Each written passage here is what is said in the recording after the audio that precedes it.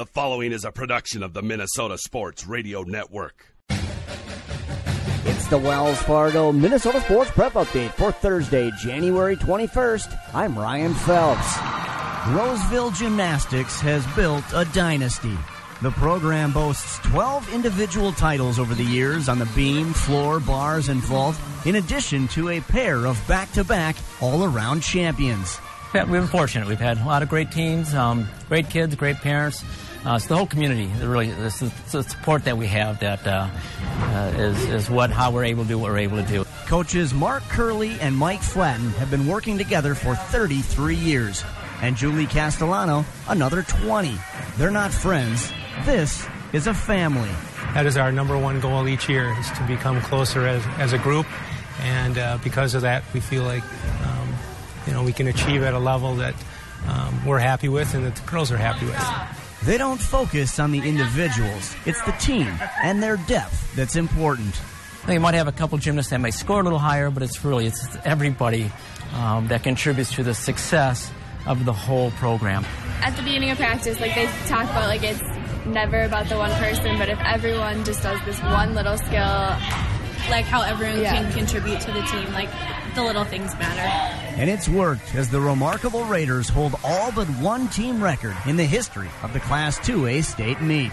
As many hours as they spend tumbling and flipping, the athletes find themselves learning other lessons from the coaches because, as they say, life is bigger than gymnastics. They're not going to be flipping and twisting, many of them after their high school years, but it's all those other lifelong lessons that hopefully they're getting in the gym here.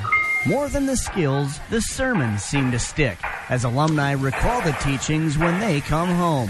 Things that they remember aren't the skills that they learned or the routine that they did or the score that they did, but it's all the processes that go into it, and again, the building of family and all of those things that really make our program unique. I think we kind of integrate it. It's, there's so many teachable moments through gymnastics, kind of use that as a vehicle. And as they drive toward another title, they're learning lessons that last a lifetime. In Roseville, I'm Ryan Phelps for Minnesota Prep Spotlight. You can watch the full story at prepspotlight.tv. Tourney time is quickly approaching, just a few weeks away for some sports. As we're deep in the throes of conference play heading down the home stretch, let's get you updated on who the top teams are and those expected to emerge from sections into this year's state tournaments. Last week we talked hockey and hoops. Today, let's hit the mat. In wrestling, St. Michael Albertville was picked to dethrone Apple Valley after their 10 consecutive championship run. They've been number one most of the year, but not this week. Apple Valley leapfrogged St. Michael Albertville to take the top spot in 3A. Anoka is third. In 2A, Casson Manorville is the top team, followed by Simley, Albert Lee, Waconia, and Foley. And in Class 1A, Minneota is number one. Then Kenyon, Wanamingo, Frazee, Piers, and West Central, Ashby, Evansville. To the other mat, in the Class 2A gymnastics rankings for this week, Roseville is number one, then Owatonna, St. Cloud Tech, Rosemount, and Cambridge Isani. In Class 1A, Detroit Lakes, Melrose, Perham, Wilmer, and Becker. Finally, in boys swimming, which used to be dominated by the Iron Range years ago, now it's pretty much a suburban affair. Eden Prairie is number one in 2A, then Minnetonka and Egan. In Class 1A, St. Thomas Academy is followed by Simley and Breck Blake. Although in the top 10 you do find Sartell, St. Stephen, Faribault, Mankato West, and Austin. I like saving money. I mean, it's not like I have a purse stuffed with coupons or... Okay, I do. The other day, I went into Wells Fargo to get help with a car loan. Good news. You qualify for our double discount promotion. Get double the interest rate discount we normally give on select new loans and lines of credit just for being a Wells Fargo checking package customer. And the best part, I didn't even need a coupon. Come to Wells Fargo to discuss how the double discount promotion can help with the interest rate on your new loan or line of credit. Wells Fargo. Together we'll go far. Subject to credit qualification. Wells Fargo Bank N.A. Equal housing lender. Great food and great sports. It's the Tavern on 4 and 5 in Eden Prairie. Some of their classics include the Mediterranean Pizza, Tavern Turkey Burger, as well as delicious breakfasts that are served 7 days a week. That's the Tavern on 4 and 5, just blocks from Eden Prairie High School. The Sun Current is proud to be your community news leader for over 50 years. Each week you can read their in-depth coverage on local government, school district news, high school sports matchups, community events, and newsmakers.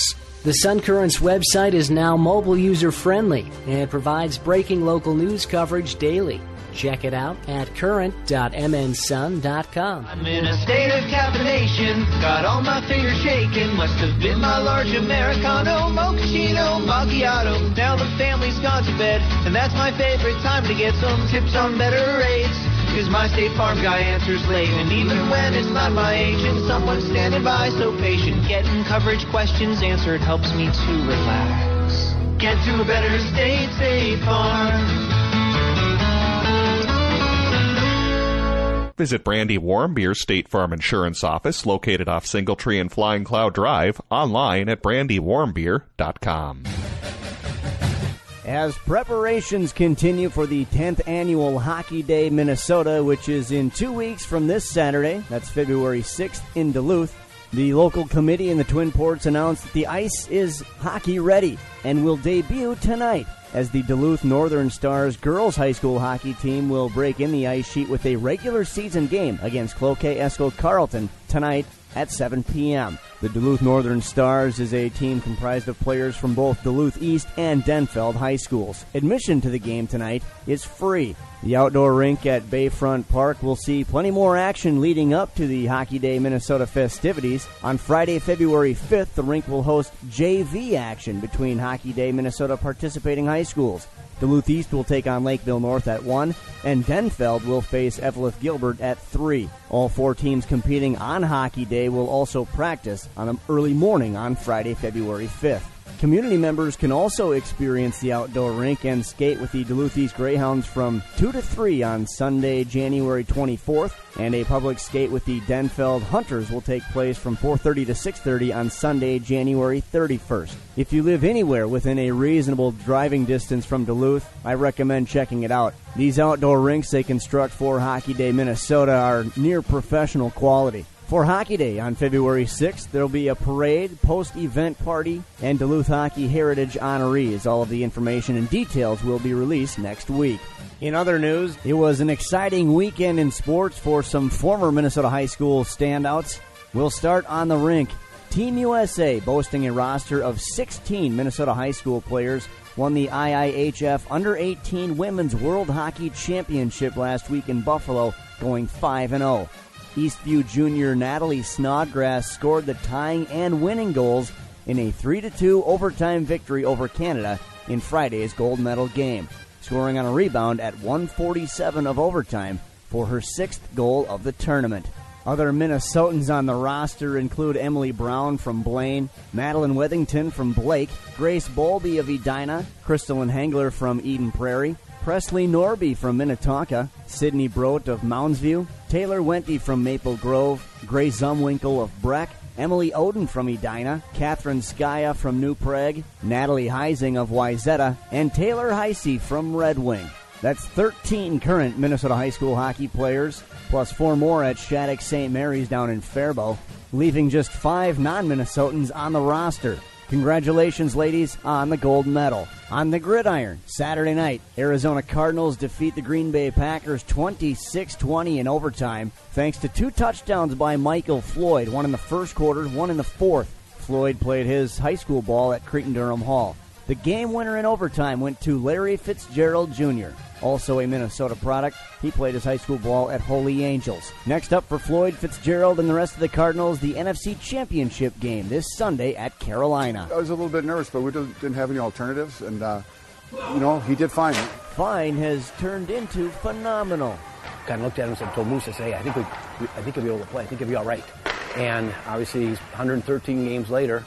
He's still going, and he hasn't been, he's been so durable. They needed a goalie, but they got much, much more. Sam Moberg got the call as an 8th grader and hasn't missed a start in 5 years. It was really hard, honestly.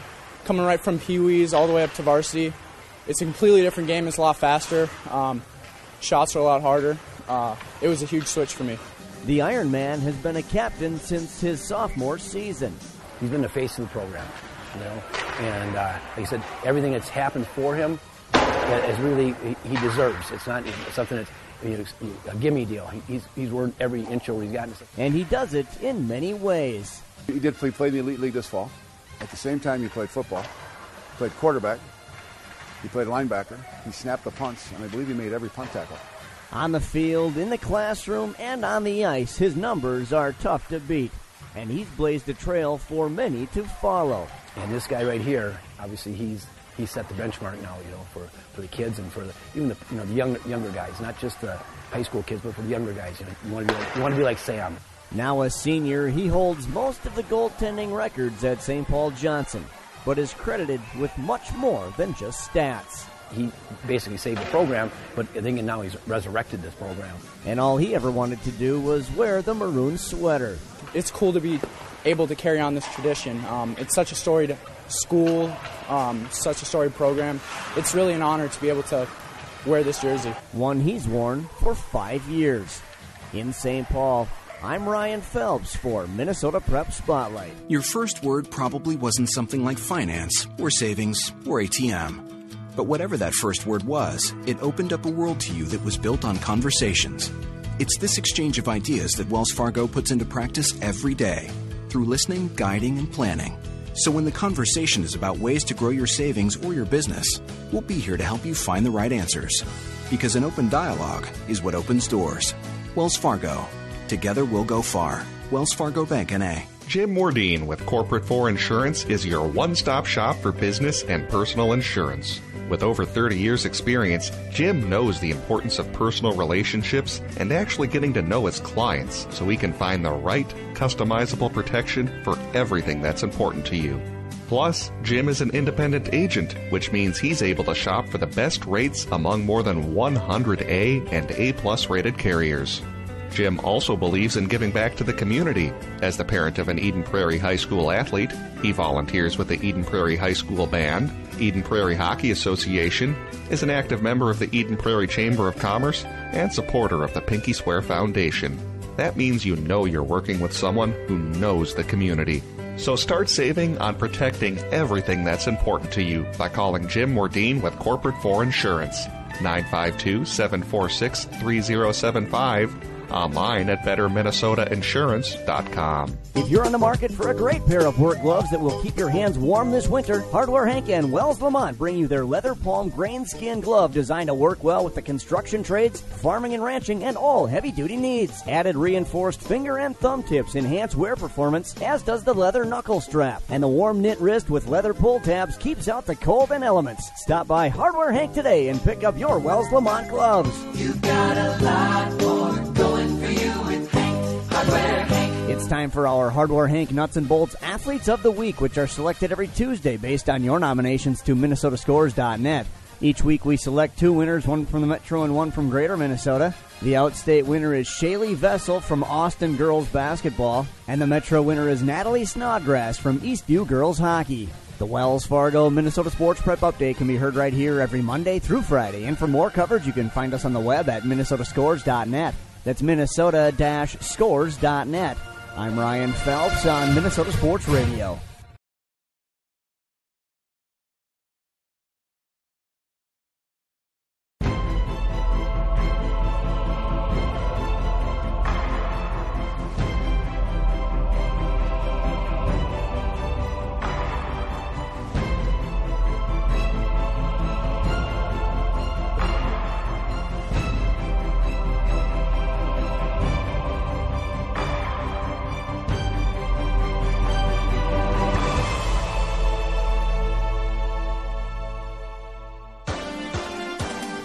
It's time for another round of live, local, play-by-play coverage of Southwest Metro Sports on PSB Media. On Middlestead, the leader there, and he scores! Pretty basic. Watch the teamwork, tradition, and all-out competition unfold live on any streaming device. And they're back to work again. Walking out is Trusso again, and he scores again. What a start here for TJ Trusso. Zog throws it deep as a man. The catch is made, running down the sideline. 20-10. 5-touchdown Eden Prairie. First play of the second. PSB Media's coverage of tonight's game is brought to you by The Malt Store, Brandy Warmbier's State Farm Insurance Office, The Sun Current, Noodles & Company, Athlete PT, The Tavern on 4 and 5. And in partnership with Minnesota Hockey Magazine, and BEC TV. On the run, Bame able to finish. Looks over the middle, the catch is made. Catch all of the action all season long on your home for Southwest Metro Sports. PSB Media. Deflects it in deep. Berger plays away from him to the left wing boards. That bounces off a skate. Turned over to Aguilar. Shot. The save. Score! Aguilar the shot. The rebound line. Game time is coming up next.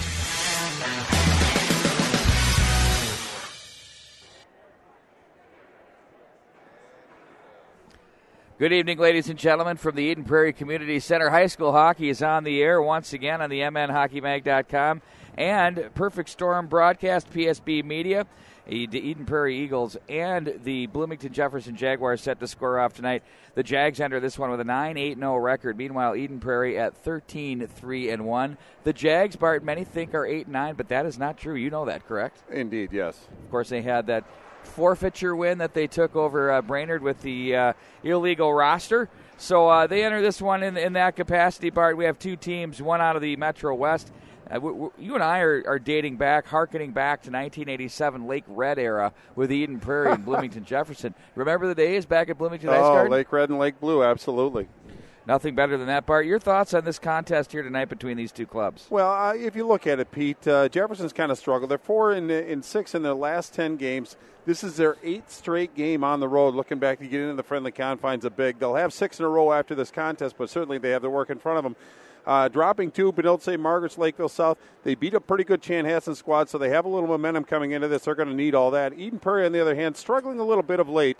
3 losses on the season to Benilde St. Margaret's, Blaine, and Minnetonka. And those are 3 pretty quality teams. Coming off a 2-2 tie with St. Thomas, they're looking to get back on the winning track. Well, with Eden Prairie versus top 10 teams that have been ranked in and around top 10s, it's pretty consistent with who they are. The Eagles are 7-3-1 on the season, 3-1-1 in their last 5, including 1-1 in their last 2. Of course, Michael Graham not in the lineup on Tuesday night at St. Thomas Academy. However, this team, you can say they played 11 of their 17 games have been against ranked top 10 type opponents. They're not shying away from everybody, and you're going to have some bumps and bruises along the way. But the fact of the matter is, this Eden Prairie team definitely a top 5 tracking team. Oh, in fact, I don't think they're going to dip below the top 5 as far as this year. But you're right. I mean, three losses that they have in the tie that they have are against very quality opponents, Pete. But this is an Eden Prairie team that can string wins together. They started out the season 4 wins in a row, lost to Benilde St. Margaret's in a very tough game, and then won 3 in a row, lost to Blaine in another tough game, but then they reeled off 6 straight against some pretty good opponents. So this is a team that's capable of getting some momentum going and carried a long way. Players to watch for in Bloomington Jefferson, of course, Ryan Graff with 25 points on the season, bar 12 goals, 13 assists. We've seen him play the big frame quite a few years now. He's culminating into quite the senior campaign so far. Oh, indeed he has, and you need your leaders to lead, and Coach Lindquist has those players. 12 goals on the season so far, but there's Jay Johnson who's pitched in 9. We have Waylon Parrish that's chipped in 8, and Noah Gansky that's chipped in 8. So there are other players aside from Graff that can put the puck in the net, but the challenge is in front of the Eden Prairie defenders to keep them off the board. But I think the greater challenge is the defense of this Jefferson Jaguar team to keep a very good Eden Prairie team. Eden Prairie is about as good a team in high school hockey at getting to the net and putting pressure on the goalie, and that's what Jefferson has to look forward to. The Eagles love to play down low, and they also are very effective off the rush. They've got some creators. Obviously, we know plenty about Casey Middlestad over the course of the year. 40 points on the campaign, 17 goals, 23 assists. Nolan Sullivan, though, I think has really been a player that we've watched over the years, Bart, that has really become not only just a producer, but a game changer at times for this Eden Prairie team. We also know Michael Graham is part of the lineup, but Nolan Sullivan and Cole Lawrence have really stepped up and elevated their games to the next level. Oh, absolutely. If you look at the last 10 games as far as a body of work, Middlestad with 11 goals, Sullivan with 8, Graham with 7, and Lawrence with 6. So those are 4 pretty prominent players on the offensive side, and there are other players on the squad that can put the puck in the net. So hopefully we'll see a pretty wide-open game, but a lot of scoring opportunities. Oh, Bart, Mike Vandewa is going to get the starting goal for the Bloomington Jefferson Jaguars, and he's seen a lot of action this year. Yeah, he's 7-6, 310 goals against average, 882 save percentage. He's got a couple shutouts on the board. The defensemen will be Alex Miller and Jake Johnson. We talked about Ryan Graff, your center. Iceman today wearing number 14. He'll be joined by Jay Johnson up front. He'll wear number 5, as I mentioned. And the second wing starting tonight will be number 22, Princeton Opong. Between these two teams with Jeff Lindquist and Lee Smith, we've got about a combined 55 years of coaching, maybe 60 years coaching experience. Oh, indeed, and they've been very successful. Two very proud and successful programs squaring off tonight for the Thursday night game of the week. Sean DeRocher is your starting goaltender. Sullivan Jones is your flag bearer. Here he goes. Nice. Let's plant that thing in the ice. Come on, buddy. Oh, they don't do it here. That's only at the XL Energy Center. Meanwhile, DeRocher is 6-2-1. Nicky Lieberman will be one of the starting defensemen. 22 points on the season. Has been a real catalyst on the blue line for this edition. Yeah, and he's had 3 goals, 13 assists for 16 points his last 10 games. One of the better defensemen in the state of Minnesota, but a driving force for this Eagle squad. Chris Kimball will join Lieberman. Casey Middlestat will be one of the wings. Mike Graham and Cole Lawrence will also join up front for the Eagles. We'll pause for the national anthem. We'll have the face-off coming up right after this.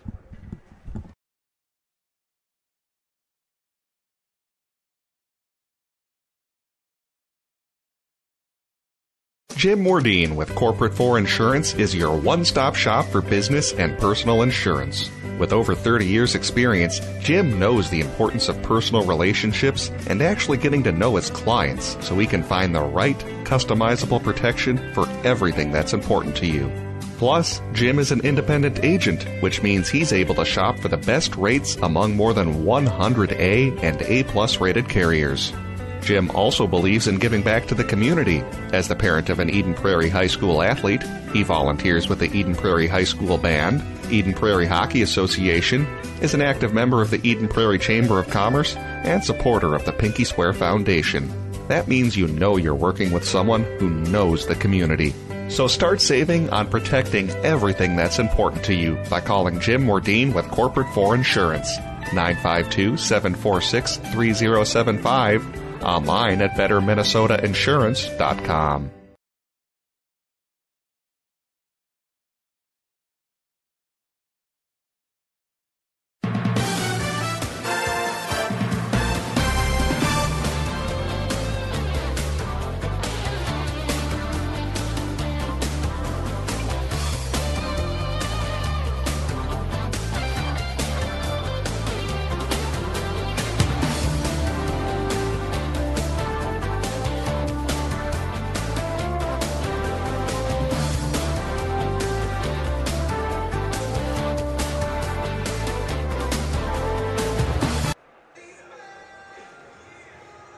Were you running commercials, Brett Johnson? Unfortunately, we have to do business, but the fact of the matter is the national anthem that's produced here and performed, it's a recorded version. Do we know where that came from, Brett? Phenomenal. I mean, that's got to be the best rendition I've ever heard. Yeah, I'd say it's one of the finer ones, but it isn't kind of a Dixie Chicks version. Well, it's not a conventional one, so not a lot of people were following along. They were just enjoying listening as well, but everybody on their feet looking forward to a good hockey game Everybody, tonight. you cannot see him behind camera one, but David Bowie has reincarnated and has joined us here tonight. Kevin Hagstrom, a dead ringer. And he means it as a compliment for as Ziggy well. Stardust. Absolutely. It's incredible stuff. So, Bart, this is going to be a fun hockey game here between these two teams. A lot of history, a lot of tradition. Neither one of them reside in the same section now, with Bloomington Jefferson in the 3AA, joining the likes of Apple Valley, Eastview, St. Thomas Academy, East Ridge, those types of teams over on the kind of east side of the track. Meanwhile, the Eden Prairie Eagles are ensconced in the 2AA with the likes of Minnetonka and Holy Family Catholic. I mean, I like the way these sections are shaping up. It's going to be a lot of fun. Well, we might see some new blood coming into the state tournament as well, so it's got to be very exciting. By the way, we'll be bringing the state tournament to you audio style right here on the mnhockeymag.com all year long, or all tournament long. Nowhere else to listen to it than the high school hockey originals that are still with us here today, right, Brian? There you go. Middlestat with it from the left wing side. He's going to play this behind. Graham tries to kick it away as he's being watched on the play by the Jags in the corner. Graff is down low. He gets a little bit of help from Jake Johnson, and it's going to be Lawrence with it to play back up. Lieberman down the wall. Graham opts to let it go. Kimball was there, but chipped out of the zone. Look out.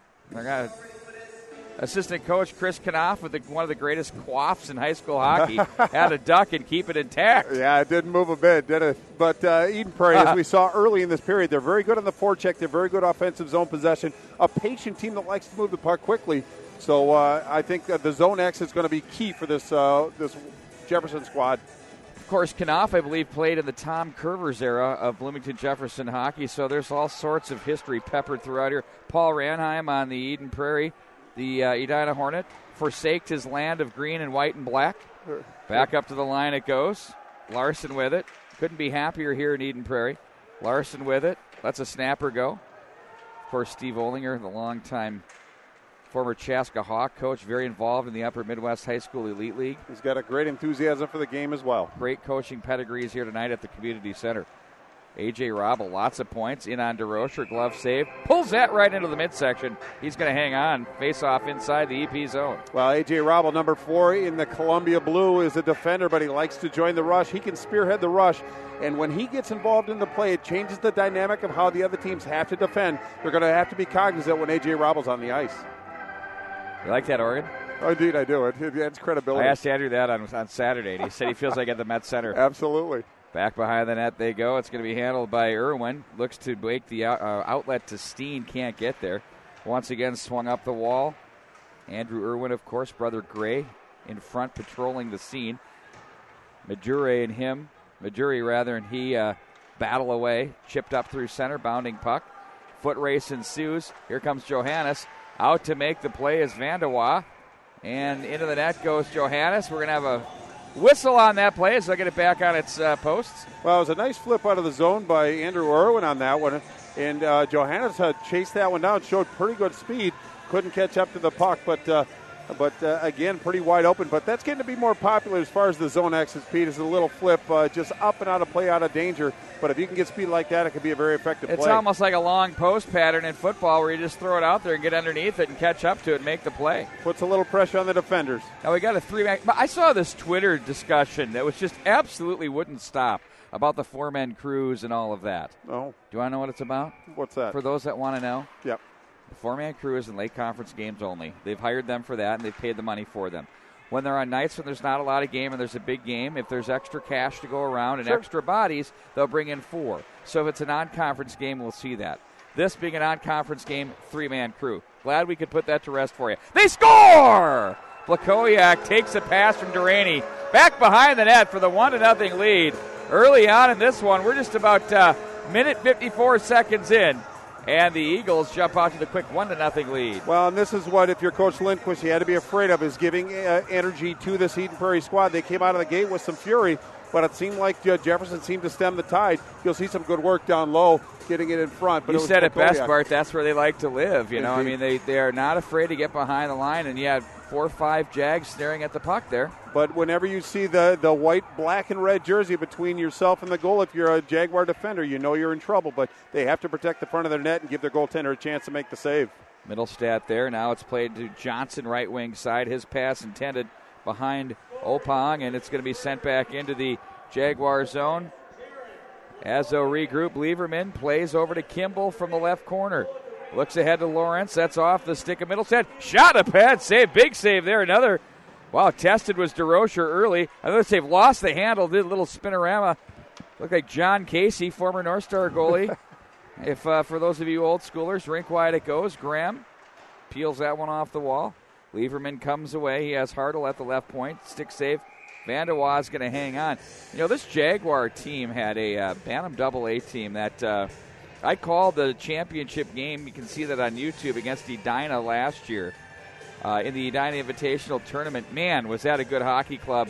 And there's going to be a lot of kids coming along the way from that team that were very impressive. They've got some players coming. Very good official scoring. Blakowiak is 5th from Duraney and Trumpy at 1:54 the first period. Across the line, there's a wrist shot up high, and DeRocher took that off the gobbler. Couldn't quite get it handled, but that was a wicked shot from the right point, or top of the right circle, rather.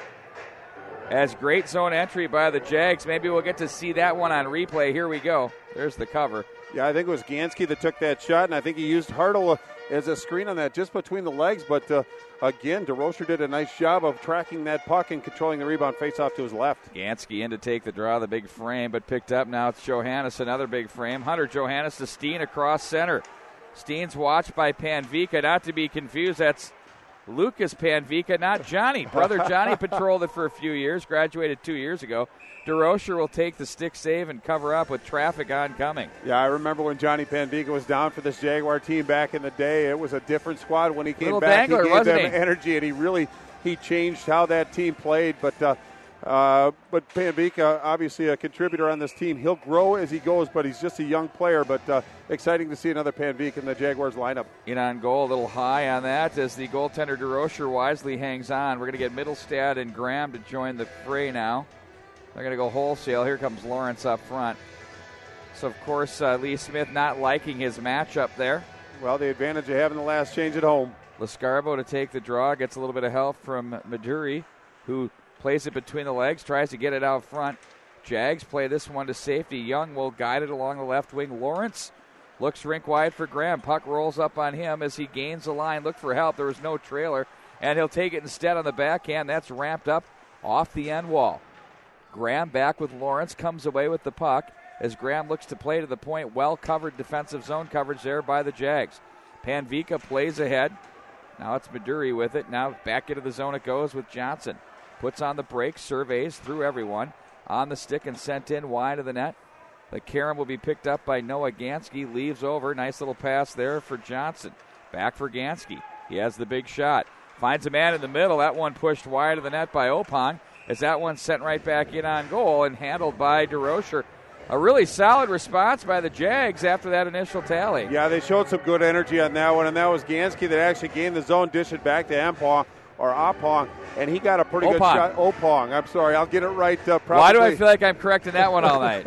Yeah, foreshadowing, folks, but a pretty good response, as you said, by the Jags. Put some good pressure on DeRocher, but good save by DeRocher. Who was your goaltender in Grand Rapids? Di Giuseppe. Yeah, after he graduated, I finally figured it out, I think, and I'm not sure I'm 100% correct on that one as it stands. Yeah, you said it with a little question mark. Yeah, just a little indecisive. 50-50 puck along the goal line. Bukowiak, the game's lone goal scorer to the line, but not out, in on goal. Batted away there by DeRocher. Graf comes out. They look up high. From the line now, it's going to be Larson. Puts on the brake. Snapper deflected wide of the net. Gray Irwin is there, but winning the race was Jay Johnson. Now Graf out of the corner, not bumped off the puck by Duraney as Graf protects to the corner. Tried to get a little help, but now it's Andrew Irwin to the right wing, too far for Trumpy. Sent right back in by the Jags. Graf has it with a man trolling in front. Robble was coming down from the right point, but DeRocher gets that right pillow over there right off the side of the post to keep it out of the net. Well, Jefferson doing a pretty good job of playing a little Katie bar the door. Eden Prairie struggling to get out of the zone. A lot of good shots taken from the point, but there's a lot of traffic in front of DeRocher. That's a good recipe for success, but DeRocher doing a nice job of tracking that puck through traffic. In to take the draw will be Wes Wolf for the Jags. He goes up against the Eagles' Nolan Sullivan, and back behind the Bloomington, the Eagles' net it goes. Centering attempt goes off the stick of Nathan Johannes, the sophomore. Plays his man to the corner. Eagles look to break out. Sullivan guides over for Hunter Johannes. No relation. From center they go. Bounding puck. Look out. Up and out of play it goes. That's a penalty in the show, but we're not in the show, so we'll face off. Yeah, I think he had a 56-degree wedge when he needed about a 7-iron, but face off just two. Vanderwa's right, but I like the way that Jefferson's moving the puck, especially down low in the Eden Prairie zone, not giving them a lot of space, putting a lot of pressure on the Eden Prairie defense. Moving their feet, too, and getting engaged, Bart. Absolutely. Lieberman, wanted the high cheese at the blocker. That one misses. Steen is there, bumped on the play by Miller. Two men in the corner for the Eagles, and it's the Jags out of the corner with Lascarbo. Outlets too far for Gansky off the boards. Bounding puck handled by Johnson. Ahead it goes. Cross the line, Maduri stopped. Nice little play there by the defense to deny access. At center ice, bouncing puck. Nolan Sullivan finds an opening, plays right back in behind the Jaguar net. Miller is there. He'll guide out of the zone. Finds an opening. That one's going to be an ice. We'll bring it right back down. Well, I think that was a bit of a mistake, but the worst thing that's going to happen is they're going to change and get some fresh legs on the ice as far as the Jefferson Jaguars. Not a lot of neutral zone play so far. Kind of a half-court game by both teams. Once they get in the zone, they establish themselves and keep the puck in for a while. Not a lot of space in the neutral zone, but both teams seem to be moving the puck pretty well in the offensive zones. Middlestad takes the draw to the line, held in, nifty play there, and shoveled back down by Wes Young, in on goal. And stopped once again by Vandewa. There's 3 players on the Jaguar bench, Bart, with helmets on. Looks like a MASH unit from what I'm seeing here. Yeah, sometimes you just you have your challenges through the course of the year. Every team goes through them, but injuries are part of the game. You just have to work your way through it. Next man up. Depth is critical. Back behind the net, handled by Tristan Larson. Off the glass through center. Hartle backpedals, surveys up to the left wing side. Cole Lawrence will deflect back into the Jag zone. Larson was there. Robble as well. Eagles cut that off. Lawrence on the forecheck. Robble quickly gets away from him. And nice little outlet. Back up ice to go. Graf caught from behind by Middlestad. He's going to go for a hook. Got it inside on the big fella. And we'll get to see the special teams employed here early. Wow, if he would have let that go, I don't think too many people would have argued. But again, by the definition of the rules, it is a hook. Now we're going to see the Jaguar power play. 27.4. Pretty impressive. In fact, both special teams are mirror images of each other. That looked like some serious spade work going on there. I just think that the first one... I mean, he might have well put a saw on him and cut him like a lumberjack. I kind of disagree. It looked like he interrupted his stride, but then he stumbled a little bit and accentuated the call. I'm not saying it was a bad call, but if it was not called, I don't think there would have been much of an argument. I had to say, I'm erring on the side of caution that I thought that was a pretty good call. Okay, well, that's fine. In fact, like I said, if it didn't get called, no arguments that got called, but 27.4 power play for Jags, 82.4 penalty kill for the Eden Prairie Eagles. Johnson's shot dribbles wide of the net. I want to talk about the penalty kill here in a minute, Bart. Back behind the net it goes. Duraney ahead for Blakowiak. They hooked up on their first goal. Blakowiak plays to safety. Races Johnson to the corner, comes away with it, waits for someone to travel in.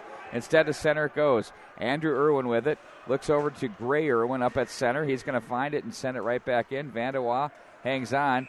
And with the oncoming Hugh Trump, he has no other choice but to hang on. Well, I think that's a pretty good decision by the goaltender. Just get a face-off, break it down into segments. But one thing about Eden Prairie Eagles, most teams in the state of Minnesota have 3 or 4 really quality forwards. The guys like Steen, the guys like Blakowiak really set Eden Prairie apart from other teams because of the depth. So 5-on-5 hockey continues, as of course Graf was put into the bin as well. As it's going to be the Jags back out of the zone. They send that right ahead across the line. Gansky is there. Stick save to Rocher. Karam off the boards. Out of the zone they go with Sullivan. He has Johannes right up the middle. Plays that one through his wickets. Into the near boards it comes. Gansky's going to play back in and around. From the left wing side, Maduri is there. He's going to play it right back to Robble. A.J. Robble. Long sauce pass off the skate. Rolls back into the zone. That was off Lascarbo. As he'll come away with it off the end boards. Man in front of the shot. That one's blocked. That's off Sullivan. He gathers and takes it himself out of the zone. Sullivan with Johannes straight to the net. Sullivan shoots. That one's blocked off the pads of Miller. Miller tried to shovel it up the boards. Couldn't get it there. Instead, it's going to be Lascarbo to the line, but not out. Steen plays to Johannes from the left circle. No one home as Graham will handle it off the bench. Michael Graham's going to regroup back through centers. He turns it up ice with room. Graham will, nice little move inside out there. And instead, that one will take the net off its posts. And that faceoff is going to come out of the zone, but really trying to work the edges, get in front into that scoring area.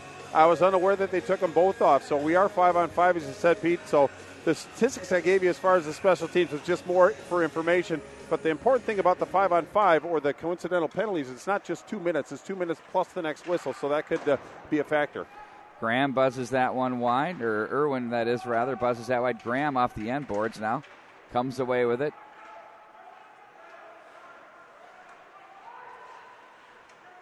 So far, the Jags not biting on the moves by Graham. To the corner it goes. Again, Graham being washed in the play. Now he's going to walk along the goal line in front. Nice save by Vandewa. Swatted at to the line and held in. Irwin's shot's deflected. To the corner it goes. Back behind the net. Loose puck. Foot race. Wolf was there. He gets the puck ahead. And that's played off the boards by Opong, back into Eden Prairie territory, and icing your call. Well, getting back, hitting the rewind button for just a second. Michael Graham walking across the goal line and tried to open up Vanderwaal, and he had pretty good success, but Vanderwaal closed that gap. A lot of goaltenders that give up a goal in that, but Vanderwaal kept the puck out of the net, give his team a lift. Face-off now to his left. 8:24 left in this first period. Eagles 1-goal advantage. The Jags in their history, Bart, 16 state tournament appearances. Their last one, 2005. Well, they had a pretty tough section to get out of. No doubt about it. 5 state titles to their credit, 81, 89, 92, 93, and 94. There's a shot that's fanned on by Blakowiak back behind the net. Boy, I mean, you think back into that era we're talking about with all those championships back-to-back, 91, 2, 3, or 92, 93, 94. I mean, was there ever, I think, historically a better team that you and I have covered on the beat every day than them? No, absolutely. I think that was probably one of the greatest runs that I've witnessed, and we've been watching a lot of high school hockey, as you know, Pete, but they just seem to always be able to have the continuity and the success, but that's how you build traditions, and I don't know if that's going to be equaled anytime soon. What was interesting and stood out to me on that, icing will be the call, is the first Jag team was really good. Mm-hmm. The second team was even better. Yep. And then the third team was even better. Yep. And so it almost felt like where's the ceiling for this group of kids? But the weird thing was remember Mike Crowley as a freshman? Oh, absolutely. Yeah, you looked at that kid, you're like, oh, he weighs about 3 pounds, but he's so good. But he skates like the wind, and he's smart as ever. Down the wall, Lieberman has it. Great history last night. Love to pull out some reruns and run them right here on the MN Hockey Mag. I mean, BEC TV, the station of champions, rocking those games. But that just shows the development program, the feeder system that Jaguars had in place. But, boy, we saw some great hockey back in those times. Elk River, still remember those guys. Still talk. Park Center. Oh, yeah, absolutely. Gary Stefano, your coach of the Pirates back in the day. Sullivan along the line. No! They say yes, he scores. Oh, boy. He's saying it hit the white paint. No red between the puck. And the Eagles take the 2-0 lead. Well, it's kind of an unfortunate goal. You have to feel for Vanderwaal because he made the save. It just rolled up and over. And Tristan Larson, the defender for the Jaguars, just a little late there, but a really good effort on that. But now the Jaguars open it up. 7:32 left in this first period. Eagles now up by 2. And, again, if Jaguars can respond like they did last time, that's a positive. They have to get their energy back, but you can feel a little bit of a lull on the Jaguars. But Eden Prairie opens it up, 2-goal advantage. Again, Bart, where did that goal originate from? Yeah. The end wall. According to Brett Johnson, our producer, who is really staring at that thing about as closely as he can, he doesn't think it went in. If you were in New York, he'd be turning that one back down. But doesn't matter. There is no there is no New York, and it is 2-0 Eden Prairie. Middlestat cycles for Graham, poked off of his stick. Miller was there for the Jags. Back up through center it goes as they'll travel out of the zone with Johnson. Plays this one in deep off the end boards. They fight for position. Handled now by the Jags once again. That's Johnson with it. Finds a man open out of the corner with Opong. Look to the slot area, picked off by Graham for Lawrence. Across the line, Lawrence. Down low, here's a shot that's blocked. Lieberman sailed in from the blue line position, joined the rush. Puck's played back around the wall. Johnson is there once again. He has 9 goals on the season for this Jaguar team. Middlestat, little inside out, nice save. Vanderwaal going one way, the puck the other.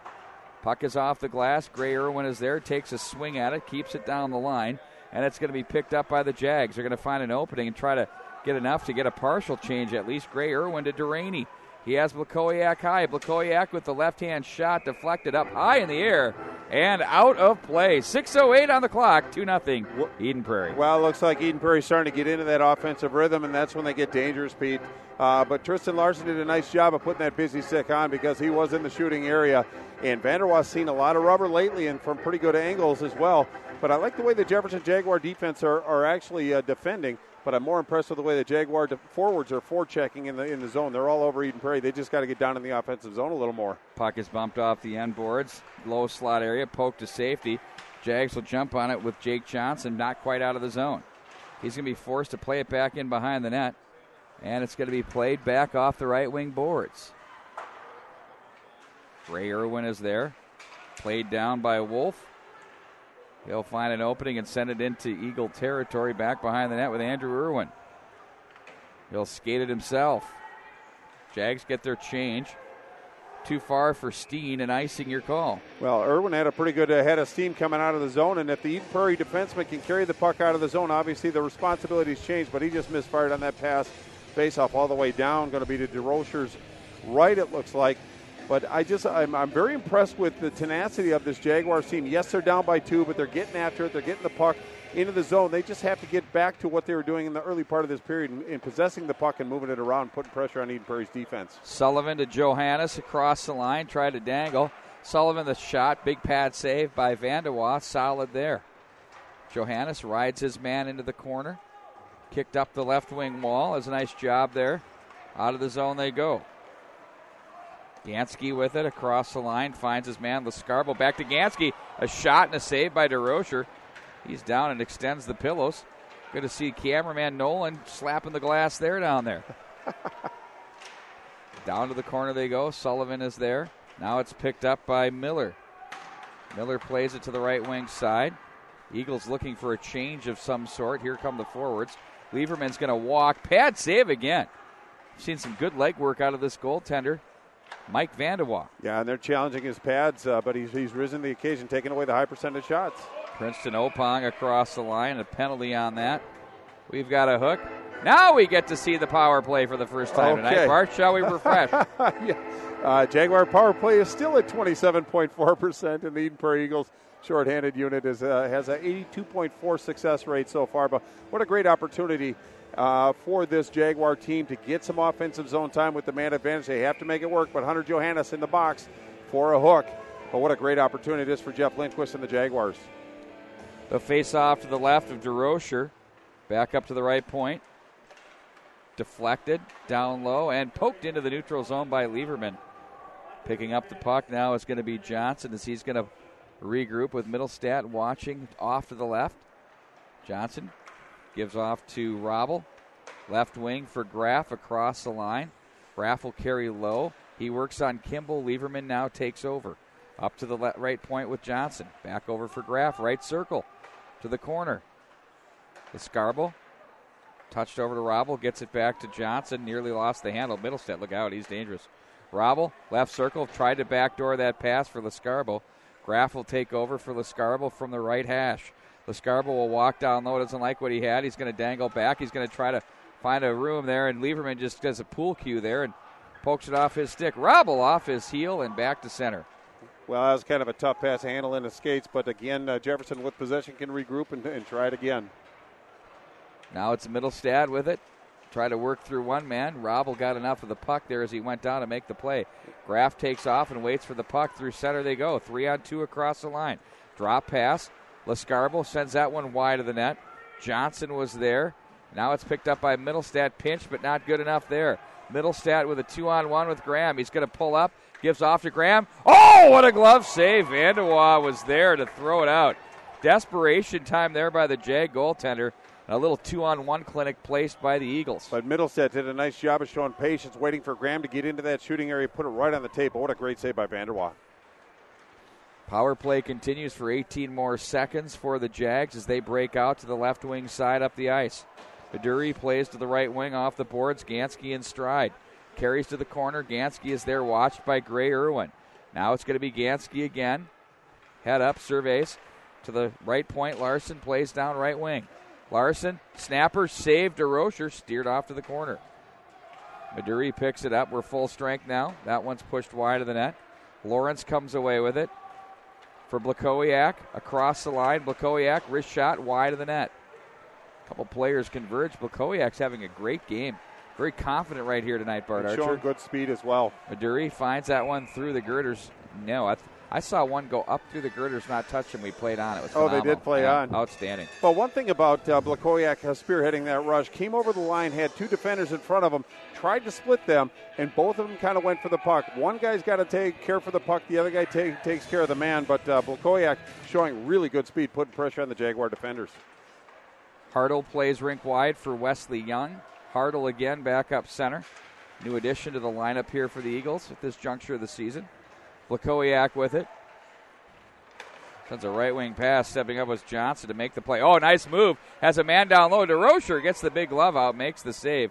Trolling for any loose opportunities. There was Princeton Opong, and he was stopped on the play. Well, one of the residual values of having a power play is the energy that you can sustain after that. They had some pretty good zone time. They worked the puck around. Didn't get as many shots, I think, as they wanted. In fact, I don't think they had a really effective shot until the waning moments of that power play, but they seem to have a little bit more energy, a little bit more purpose and focus. Draw pulled away by Steen, and Johannes across the line. Wrist shots blocked. Nice defensive play there by Miller. Up to the right point. Young, a shot that's right into the midsection and handled by Vandewaal. Yeah, Vandewaal did a nice job of challenging that shot. Good shot from the point, really on point. There was support down there, so very important that Vandewaal actually held onto that puck, but there was a Jaguar defender that was trying to defend without a stick. So a whistle at a very timely moment. Just 1:32 left in this first period. Eden Prairie has an offensive zone faceoff. Sullivan fights through traffic. Hartle walks up from the right point. Down for Johannes, who comes away with it for the Eagles. He's bothered on the play. And out walks Sullivan. Wraparound attempt, nobody home. Steered away there, and here come the Jags out of the zone. Gansky with it. Finds an opening, sends it in deep. Young will be hammered on the play by Gansky, but Young makes a nice play to get it away into safety. Spun back into the corner. Hartle is there. Chopped by Gansky, who comes away with the puck. Looks down front. That's blocked, and it's Young there. Up to the left point it goes. Play to the right side. Miller, shot. Pad save.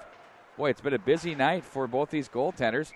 And Sean DeRocher has made some pretty big saves here throughout this first period, Bart. He's had to go east-west and deal with some traffic and deflections. Yeah, in fact, he hasn't seen a lot of shots, but the ones that he has seen has been pretty quality opportunity. Really impressed with the way that Gansky got on that forecheck. He went after Hartle, bounced him against the boards, and then the puck came back, and you could tell Hartle had his head a little bit more on a swivel, put good pressure on, but nice job by Gansky to put pressure once again on the Eden Prairie defense. Graff will take the draw with Middlestat. Again, another 50-50 puck. Pulled out of the zone by Lawrence. Goes down on his own merit. Right wing side, Middlestat to Graham. Looking back for Middlestat, who was blanketed on the play. Fine defensive positioning by Miller. Up the right wing wall it goes for the Jags as they poke to safety at center. Lawrence will get it back, though. Middlestat from the touch from Graham. He'll hold, play it down low. Lawrence couldn't get the stick on that. Wrist shot by Kimball, deflects wide. 14 to go in the period. Middlestat walks, down low goes Lieberman. That bounces his stick as he'll gather it back in. Nicky Lieberman dances up high with it. To the right circle, Lieberman shoots. That one's blocked by the goaltender, Vandewaal, and a whistle with .1 on the clock. Well, nice job, actually, of moving the puck around. And Lieberman, a left-handed shot, got over to the right side, so his angle was pretty good.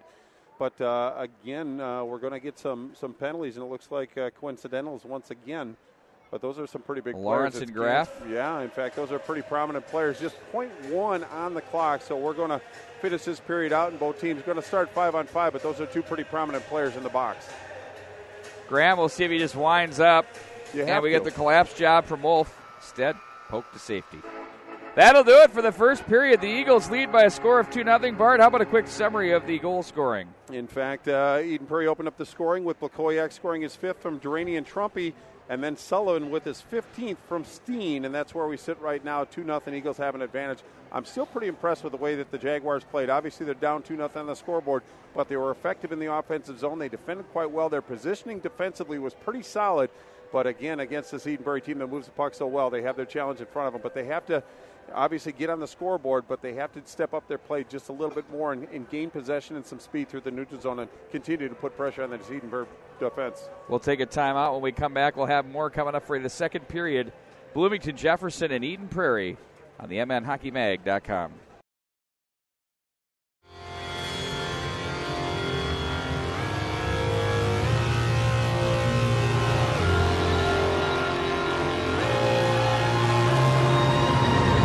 Yeah. I like the blade on this one.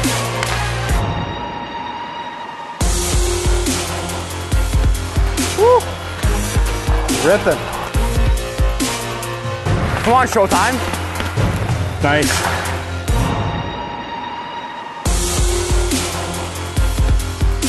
Good pop on the stick. Oh, that felt good. After years of research, introducing the all-new X-Core 9. Featuring a compressible urethane insert strategically embedded in the core of the stick's blade. For unmatched accuracy, puck control, and wood-like feel. Truly game-changing.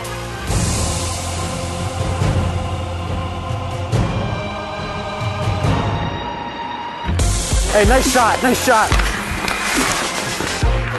Oh, he's got the wheels on. Yeah!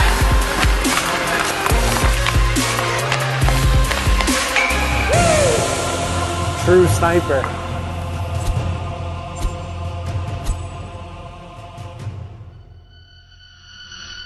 Made true, play true.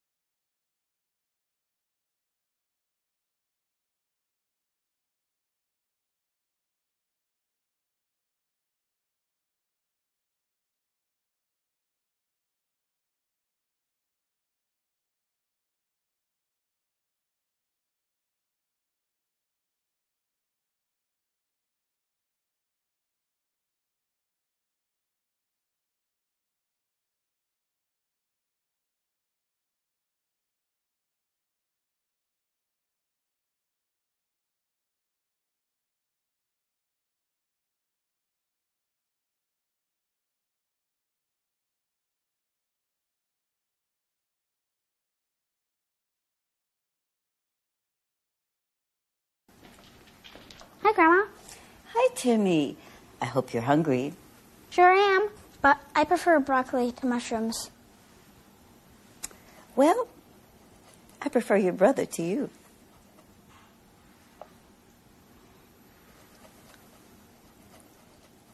Don't mess with Grandma's dishes. Mess with ours instead. Delicious dishes from around the globe that you're free to customize. Noodles and Company. Your World Kitchen. Jim Wardeen with Corporate 4 Insurance is your one-stop shop for business and personal insurance. With over 30 years' experience, Jim knows the importance of personal relationships and actually getting to know his clients so he can find the right, customizable protection for everything that's important to you. Plus, Jim is an independent agent, which means he's able to shop for the best rates among more than 100 A and A+ rated carriers. Jim also believes in giving back to the community. As the parent of an Eden Prairie High School athlete, he volunteers with the Eden Prairie High School Band, Eden Prairie Hockey Association, is an active member of the Eden Prairie Chamber of Commerce, and supporter of the Pinky Swear Foundation. That means you know you're working with someone who knows the community.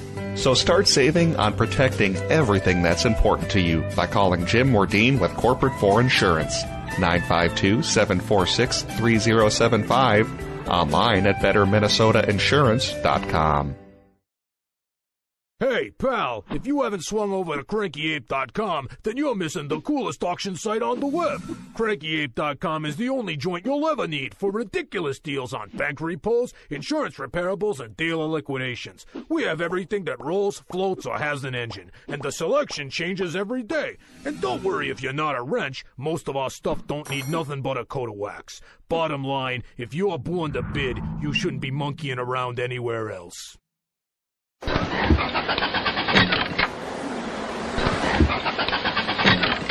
I wish it was spring.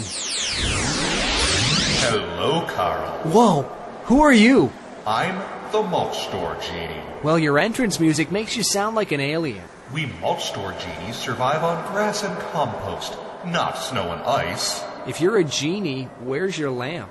Mulch Store Genies live... Never mind you. Let's get to the point. You had a wish for me, Carl. Yeah, I wished it would be spring. Your wish is my command. Sweet, this is much better. Wow, my lawn looks great too. Indeed, Carl. That's the power of the mulch store genius. Thanks. Tell your friends of my mulching powers. The Mulch Store, granting beautiful lawn and landscaping wishes since 2000. Store locations in Burnsville, Minnetrista, Rosemount, and Shakopee. Stay current on what's going on in your local community. The Sun Current is a local community newspaper that serves several communities in the Southwest Metro, including Eden Prairie, Edina, and Bloomington. The Sun Current will keep you up to date with the latest comings and goings on your school board, city council, arts and entertainment, and community events. And make sure you check out their in-depth high school sports coverage featuring weekly articles on Eden Prairie, Edina, Jefferson, and Kennedy.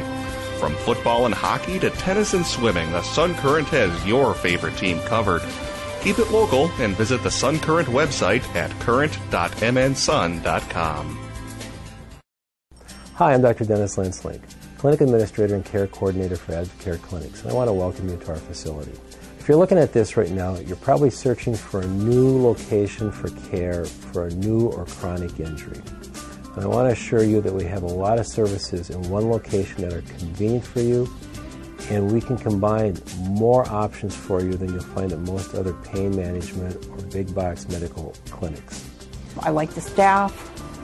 They're friendly, they're supportive, they're encouraging, they're cautious, and they rearrange my exercise schedule based on what my symptoms are. I want to welcome you and invite you to stop by for a free consultation with me as a care coordinator to see how we could best serve you and what kind of results we think we can get for you. Contact us at 952-835-6653 or online at advocaremn.com. Well, sir, after some serious consideration, I'd like to put in my 15-year notice. You're quitting? Technically retiring, sir. With a little help from my State Farm agent, I plan to retire in 15 years. Wow, you're totally blindsiding me here. Who's going to manage your accounts? This is a devastating blow I was not prepared for. Well, I'm going to finish packing my things. 15 years will really sneak up on you. Jennifer will do your exit interview, and Adam made you a cake. Red velvet. Oh, thank you. I made this. Take charge of your retirement. Talk to a State Farm agent today. Shop and save with Brandy Warmbier's State Farm Insurance Office in Eden Prairie, a local connection at a lower cost. BrandyWarmbier.com. Our goal at FCA Hockey is to help players and coaches become more confident in their game while challenging them to grow deeper in their relationship with Jesus Christ. FCA Hockey works with players of all levels, from professional to college, from adult to youth. FCA Hockey exists to make an eternal impact. With overnight and day camps, adult and junior tournaments, and specialty teams, we have opportunities for everyone. For more information on how you can get involved, check out FCAHockey.com. During this break in the action, I'd like to thank you for watching and ask for your assistance. In addition to live streaming games like this one, PSB Media also produces video commercials for clients. If someone you know is trying to grow their business, tell them to consider contacting production at psbmn.com. The internet is a powerful marketing tool, but due to its size, it can be difficult for messages to reach the right ears. Optimize their valuable time and money. PSB Video will help drive localized traffic to the client's website. Using keyword-driven content, PSB Video can improve where businesses appear in search results. Nearer to the top results means more clicks and more business. So please, tell those business owners you know to work smarter, not harder, by considering PSB Production. Find out more by emailing production@psbmn.com.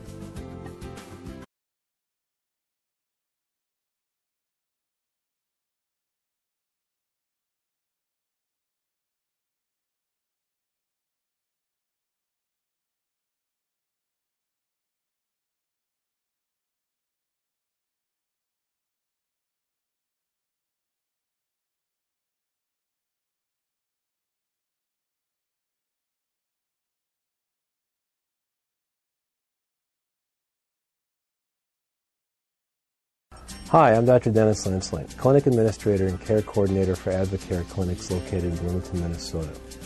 I'd like to invite you to come on in for a free consultation to see how we could best serve you with our medical, chiropractic, and physical therapy services. Whether your problem is from an acute injury or a chronic pain management issue, we feel we can help you. Please give us a call, check us out on the internet, and come on in to see how we can best serve your needs. Contact us at 952-835-6653 or online at advocaremn.com. Hi, this is Tom Leonard at Fury Motors, Chrysler, Jeep, Dodge, and Ram. And I'd like to invite you down to our year-end blockbuster sales event with 0% interest to 75 months on some of our most popular vehicles, like the Dodge Charger, Chrysler 200, Chrysler Town & Country, Ram 1500, and the Jeep Cherokee. All 0% interest, zero, none, the big O till 2022, all right here at Fury Motors, 494 in Concord. Don't miss out today. Jim Mordine with Corporate 4 Insurance is your one-stop shop for business and personal insurance. With over 30 years' experience, Jim knows the importance of personal relationships and actually getting to know his clients so he can find the right, customizable protection for everything that's important to you. Plus, Jim is an independent agent, which means he's able to shop for the best rates among more than 100 A and A+ rated carriers. Jim also believes in giving back to the community. As the parent of an Eden Prairie High School athlete, he volunteers with the Eden Prairie High School Band, Eden Prairie Hockey Association, is an active member of the Eden Prairie Chamber of Commerce, and supporter of the Pinky Swear Foundation. That means you know you're working with someone who knows the community. So start saving on protecting everything that's important to you by calling Jim Mordine with Corporate 4 Insurance, 952-746-3075, online at betterminnesotainsurance.com.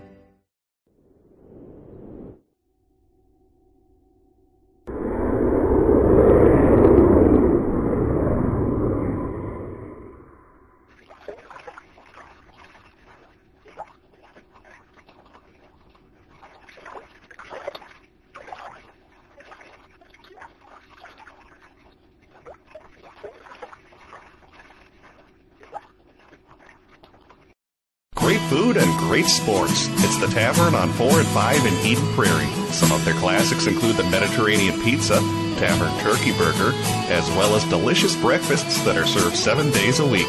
That's the Tavern on 4 and 5, just blocks from Eden Prairie High School. Correct, I have a life mate. Is that consequential?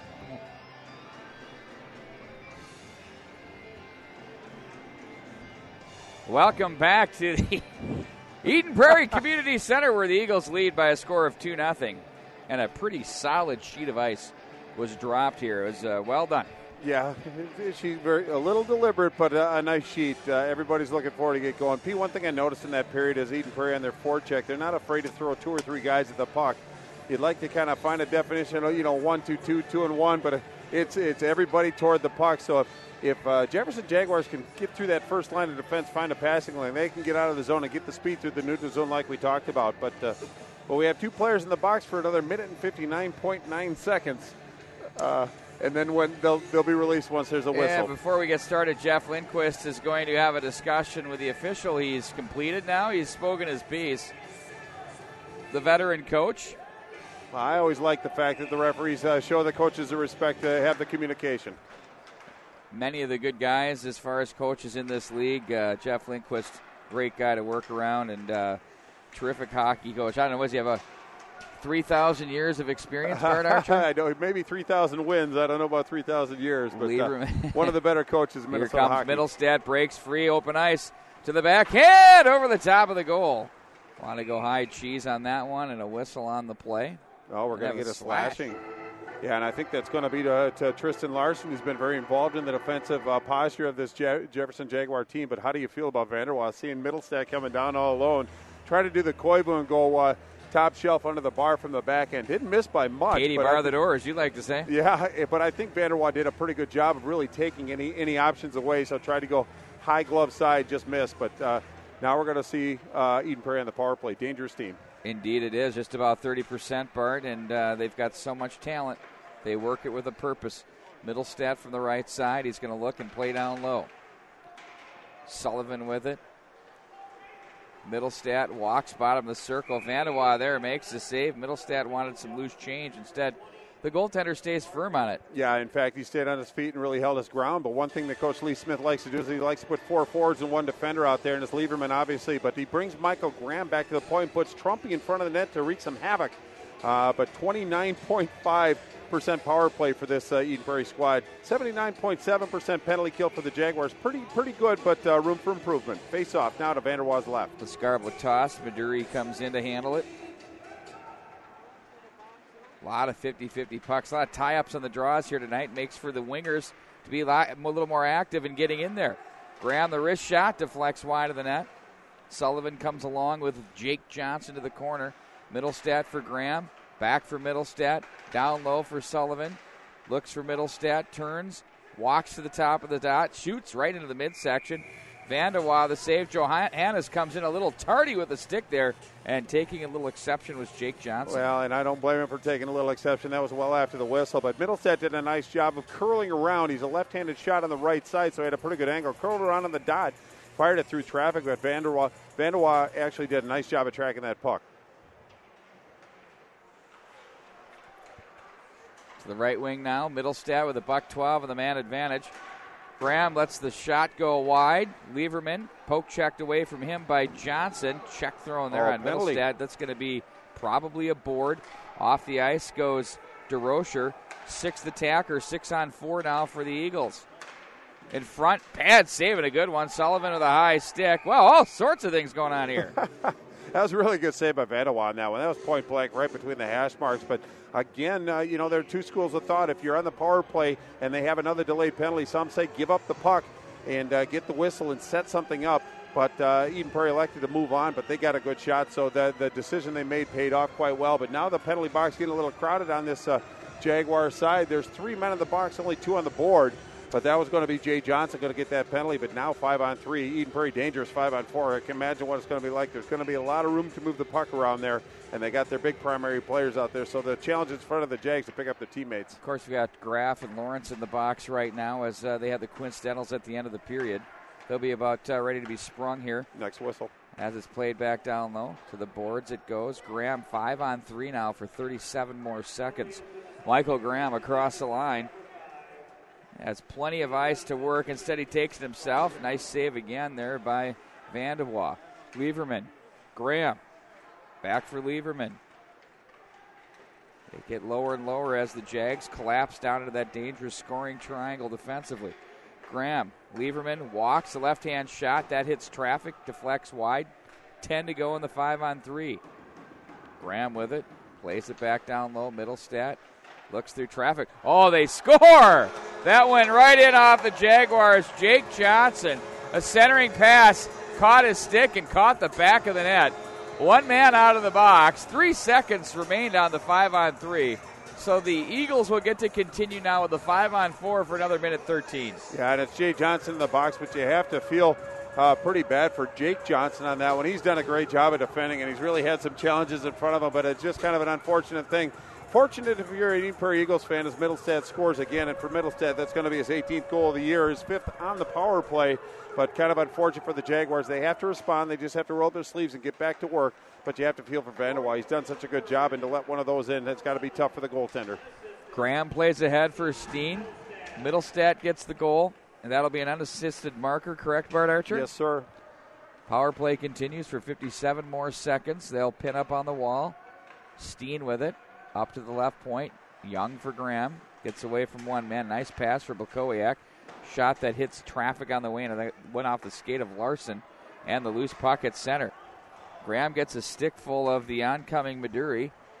Ooh. Cleared over by DeRocher. Oohs and ahs from the peanut gallery here. The wide open net. Off the boards and sent the length of the ice by Alex Miller. 3-0 now. Eagle lead here with 13:51 to go in the second period. Graham cuts across the grain, finds Steen. Nice pass, finds Johannes. Regathers off the boards. Looks to play it up the line. Now it's Graham once again. Back down for Johannes. His pass is deflected right back to him. Rink wide to Young with it. To the corner it goes. Steen back up for Young. 3 on the power play. Shot that's wide. We're even up now at 5-on-5. Eagles offensive zone time. Johannes to Blakowiak. That hits traffic off Steen. Now it's Young to the corner. Steen bumped on the play. Miller is there.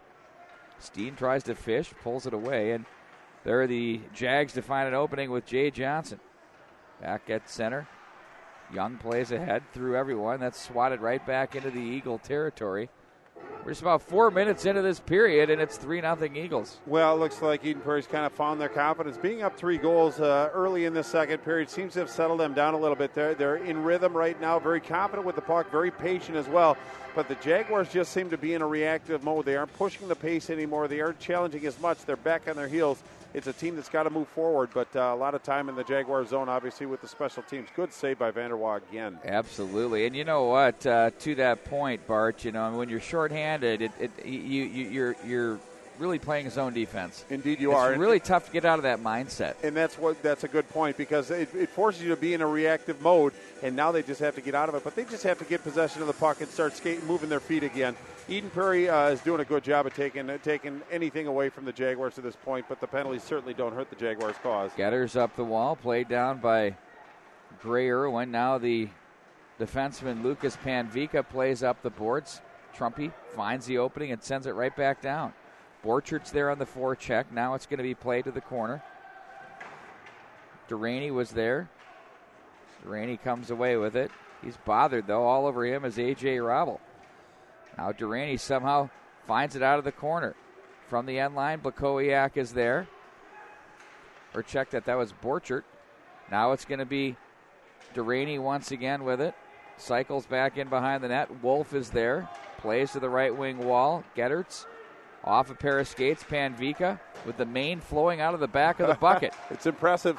Too far for Johannes. That's as good a mullet as we've seen this year. Well, since 91 Yari Mariager against the Stars. Chris Tucker. Trumpy with it. Better yet. Former Jag. Good call. Back up through center. Of course, former Wisconsin Badger. Boy, he could score it, couldn't he? I mean, he was the leading edge, I think, of that group. So was he 89, 90-ish, if you remember correctly, with Matt Percival? Absolutely. The man we called Percival Pringle III. Pringle, right. Oh, goodness. We're tapping on the memories here a little bit, Pete. Why not? For those that are from Jagville? But it kind of set the tone a little bit for the things to come. But Tony Bianchi setting the table for Joey. Joey was a fine player, too. Of course, Rob Ono and company setting the table for Joey Bianchi. Wow, you're really starting to simulate my synaptic gaps inside my brain. I haven't thought about those names in a while. Cross the line. It's going to be handled by Graff. Turns and shoots that one wide. Karam to the left point. Miller lets a shot go that hits a pair of skates in front. Oh. And back out of the zone. Steen nearly had his man, Johannes. And it's turned and sent right back in by the Jags. That's Opong. And on goal as that's DeRocher to make the save. Here comes Graff. He comes together with Kimball. No harm, no foul there. Well, and that's what Eden Prairie does to you. In fact, it was Alex Miller, just a sophomore defender, was in kind of no man's land, trying to protect the blue line, but aired on the side of caution, which is what you want to do against Eden Prairie. But he could have stepped up and kept the puck in that zone. But that's the respect that they have for these Eden Prairie forwards. Graham, Johannes, Graff. Back up to the line now. Miller plays back behind for the Jags. Graff with a big reach, gathers it in front. That one was redirected. They score! Down low, working hard. It's Opong who put that one away. Had a little bit of help. But a great job by Graff to keep that puck alive with a big reach, Bert. Yeah, in fact it was. And I think that might have been Jay Johnson. I might be wrong, but if it's Johnson, it's his 9th or 10th goal of the year. If it is Opong, it's going to be his 2nd goal of the year, but we'll wait for the official scoring. Nonetheless, it's a straight number on the scoreboard for the Jags. They have a little life. They have a little reward for all their hard work. But now it's a 2-shot game. 2 good shots will tie this one up. But Jaguars have a little bit of momentum. It'll be interesting to see how Eden Prairie responds. Robble with it. Lawrence. Usually you get a team's very best after they've been scored on. And now it's Larson through center. He springs his man up the ice. Nice play. Off the end boards it goes. Hartle made that play, and back up through center with Middlestead. He'll gain the line, puts on the brakes, surveys, shoots. Oh, and a blocker pad save. Vanderwaa closed the door right at the last second. Now it's Graham with it. Graham top of the circle center, top of the umbrella there, sends that one through, steered out of there by the goaltender Vanderwaa. We have another slash. This called from the backside. Well, the scoring on that was Jay Johnson, and that was from Opong, as you said, and Graff. But now we're 3-1. But again, Jaguars run to the penalty box, and that's something that you have to be aware of when you play Eden Prairie team in the special teams. They have so much talent on there, you have to play a very honest game. But now with all the momentum that's built up, they have to continue it shorthanded. That's a tall order against Eden Prairie. That's going to be Gansky that's going to go to the box, and that's one of the primary players on this Jaguar team. He's played a pretty fine game so far, put a lot of pressure on the defense, but now Eden Prairie on the power play again. Graham, who plays at that blue line position on the power play in front. They score! Lieberman walks down low and gets a pass off the end boards. 7 seconds into the power play, and the Eagles take the 4-1 lead. Yeah, and for Lieberman, nice give and go with I think it was Lawrence on that one, but that's going to be his 5th goal of the season, 2nd on the power play, but it didn't take him long to answer back on that one. Really nice give and go on that, but that's what Eden Prairie does. They work the puck methodically, get it to the open area, and I don't think Vandewa had a shot on that one, but I think it went 5-hole on him. But nonetheless, another power play goal for this Eden Prairie Eagles squad. Center ice face-off after the goal, played to the left wing side, sent back through across the line, stood up was Gansky, who will carry it to the corner, bothered by Lieberman. And Nolan Sullivan, your goal scorer, plays ahead for Steen. Broken up by Johnson, sent right back in by the Eagles, who are going to change on the fly, and back behind the net they go with Miller. Puck rolls up on him as he tried to play that one through the neutral zone. Instead, he'll have to play it back through. Gansky and Lieberman were there. Gansky plays it to the right wing side, gets it back to the slot area. Stepping up on him was Johannes. Back up ice, it's Lieberman. Steen with it. Offside was Johannes across the line. Well, the official scoring was actually Sullivan with his 2nd goal of the game, 16th of the year from Lawrence and Graham. I thought I saw Lieberman score that goal, but my eyes aren't quite as good as they used to be. They were probably better back when Chris Tucker was playing, but nonetheless, it's 4-1 Eagles. 9:45 left in the second period. The lead is back to 3. Bart Archer. And I don't hear very well either, so I got that going for me, which is nice. What was that? Well, I don't hear very well either. I don't see very well, and I don't hear very well. I'm kidding. The hands of time. Oh, very well played. Thank you for biting on that. Yep. One. Down the wall it goes, back to the corner. Apparently I'm getting to be a little bit more naive as well. You fall for that dictionary one every time. Hook, line, and sinker. Johannes for the Jags tries to play that one down. Here come the Eagles. 3-on-2 through center. Graham, the trailer, holds, plays down low. Nice pass. That one was turned aside by Vandewa. The Eagles definitely with a purpose across the line on their zone entry, no question. Middlestad is there, gets away from one man down low. That one gets through everyone, and it's going to be played to the corner. Middlestad tries to pull this one away. He does. 8:53 to go in the period. Eagles up by 3 at 4-1. They led 2-0 after 1. Now it's Gray Irwin down the left wing wall for Lawrence. Middlestad will work on Robble out of the back end. Oh, wow. That one just wide by Graham. That had some juice on it to boot. Now back behind the net. Middlestad there, wedged off by Wolf. Middlestad is there. Plays that one back up for Gray Irwin. Off the boards to the corner. Now Graham. Graham turned off the puck. Protects neatly for Lawrence. Too far for him. And he's just going to take it over. Jags pretty much letting the Eagles work the perimeter. Deflected wide. Here comes Graham. Throws a big check on his man. And back into the Eagles zone it goes. Brought down on the play. Ooh, got away with one there out front. Graff hands on that one as he tried to find it. There's a shot in on DeRocher and the save made. Well, pretty trying time for the Eden Prairie Eagles. Nice pressure by the Jefferson Jaguars getting it out in front. And DeRocher, I don't think, has seen a lot of action lately, so to be cold and to come up big like that. But I'm not trying to oversell it, but the Jaguars have some offensive zone time. Right now, Lee Smith is going, whoa, that scoring chance occurred because my guy was completely chopped down with 2 cross checks. Yeah. It was well done by Johannes to, I guess, disguise it for the Jags, but nonetheless, no call. We play on. We play on. But that's what that was about. I can guarantee you that. Face off to DeRocher's left. Hartle, little help from Duraney. Graff is there. Very crafty with the body. Panvika to the near side. Jake Johnson gains the line. Graff will try to play it down to the corner. Instead, it hits traffic. Duraney was there, as well was Jay Johnson. He's had a nice game on the Jags offensive unit. Yeah, there's been some good efforts tonight. The scoreboard doesn't really dictate how well this Jefferson team has been playing in the effort that they're giving us. Olsen for Blakowiak gets away from a would-be check from Graff, and it's going to be played to the near side. Sent right back into Eagle territory, and on it, or Jag territory, was Johnson. Gets away from one man. He'll carry the rush through into the midsection of DeRocher. Well, really nice job by Jake Johnson to spearhead that rush. I think he got a pretty good shot on goal. A little bit more patience because they had numbers coming in. They had 4 bodies against 2 from Eden Prairie.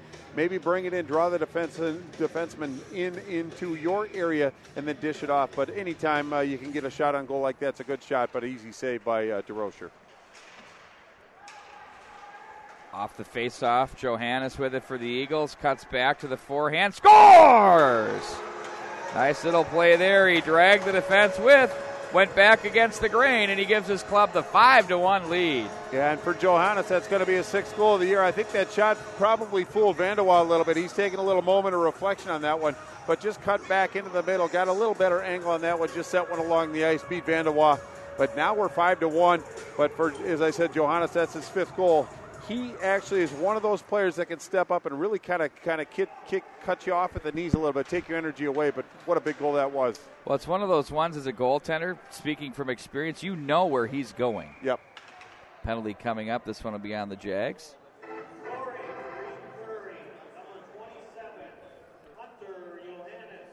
Or is this on the Eagles? Well, it looks like it's going to be Johannes is going to go. Right after a goal, he's going to take a trip to the penalty box. That's the 2nd penalty of this period.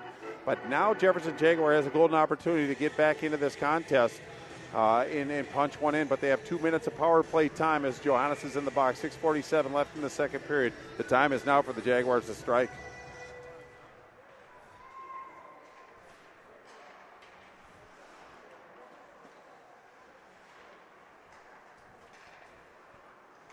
Played back down to the right wing side. Power play for the Jags. Wrist shot. That's steered aside by DeRocher. Got enough of that with the blocker pad.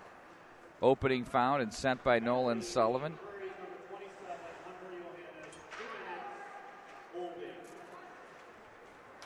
Angled pass for Johnson through center. He'll carry this one low, puts on the brakes. Up high for Robble, rolls his stick. Plays it to the right wing side once again. Jags will be forced to touch up. Lieberman can dangle. Takes it through center. Nicky Lieberman to the forehand. Push that one wide of the net. Comes away with his loose change. He's going to send it 200 feet for Gray Irwin to chase it down. Let's see if he just throws it back to the corner where Lieberman is. Well, a lesson for you youngsters. Follow the play up. Blakowiak from the line is just going to take a bomb. Deflected. Nice play by Gansky there. And to the right wing side it goes. That's off the skates from center and sent right back in. Very aggressive PK being employed by the Eagles with Trumpy on the forecheck. Maduri plays to the corner. Larson is there to the right wing side. Gansky, rink wide. Maduri once again. Gains a line in possession. Bothered on the play by Gray Irwin. Played to an open corner. That was Wolf on the play for the Jags. Pinching from the right wing, Larson. Off the stick. Rolled out of the zone on Maduri as he comes back with it. Plays back on the tape for Gansky. He turns up with 20 to go on the man advantage. Instead, he's going to be content to just send it right back in as the Jags will try to get back behind the defense. That gets away from the stick of Gansky, and they're going to play ahead. I'm sorry, that got away from the stick of Getters, and now it's going to be Gansky with it behind the net with 3 to go on the man advantage. Jags Larson with it, plays ahead. That's off the stick of Graff to the corner. Johnson bothers in on the corner, comes away with a nice play. Submarine his man to the line. There's a big shot that's wide of the net. Johnson plays behind. Middlestad ahead for Lawrence. Now Middlestad takes it back full speed, dangles to the outside. Back behind the net it goes. There's a shot by Young and on goal, and a nice save made by Vandewa. Well, it was another good play by Alex Miller, the Jaguar defender, just a sophomore, going one-on-one against Middlestad and really kind of interrupted his stride and took away that shot on goal. he's really kind of been all over the ice. But seeing Middleset come with speed, a lot of people know his skill and his talents as far as scoring goals. I don't think people realize how strong he is on his skates. Well, he has the ability to do some things one-on-one with the puck, too, at a high rate that most guys can at this level.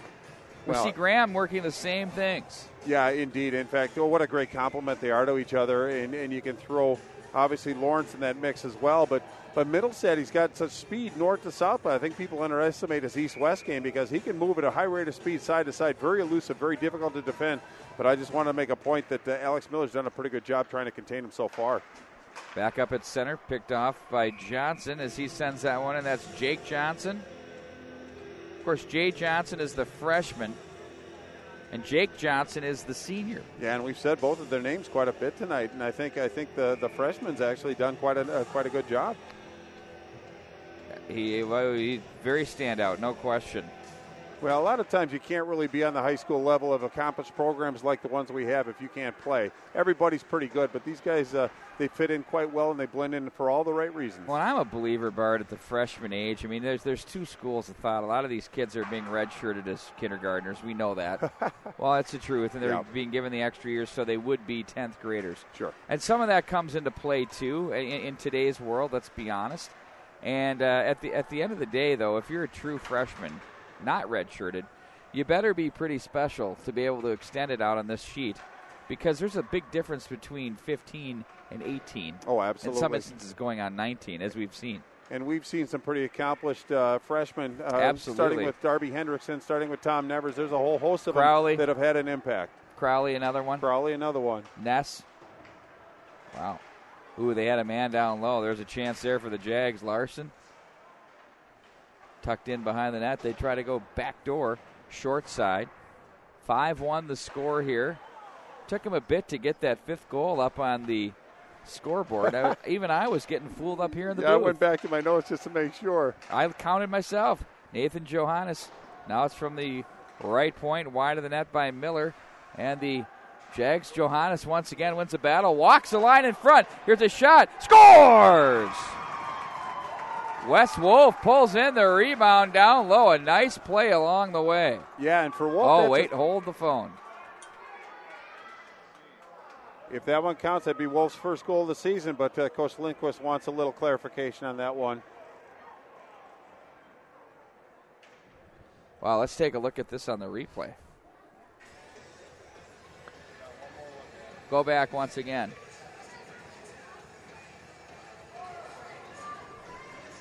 Not quite sure what the no goal would be. Goaltender interference that preceded it, perhaps? I'm not saying that's what it is, but we'll see. Wait for the official scoring.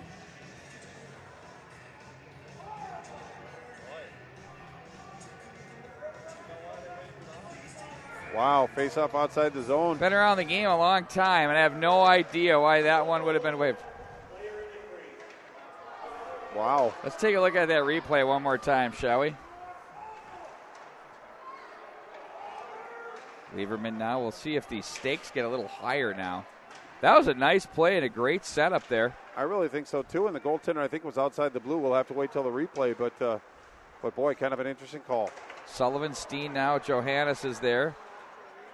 Now it's going to be handled by Kimball. Lieberman's shot. That's wide of the net. Kimball from the right side.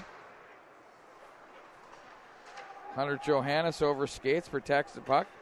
Bump down on the play, protects it neatly again along the wall. And he'll walk out of the right side with it, deflected wide. Sullivan hits the pad of the goaltender Vandewa off the glass, and that one sent the length of the ice. Let's take a look at that on replay again, that last goal. We can't? Oh, wow. What kind of outfit you running here? Pete volunteering a challenge for Brent, but no worries. Face off all the way down. I think Jags just sent it down the ice because to relieve a little pressure, change the lines, get some fresh legs. It's hard to defend against Eden Prairie with tired legs.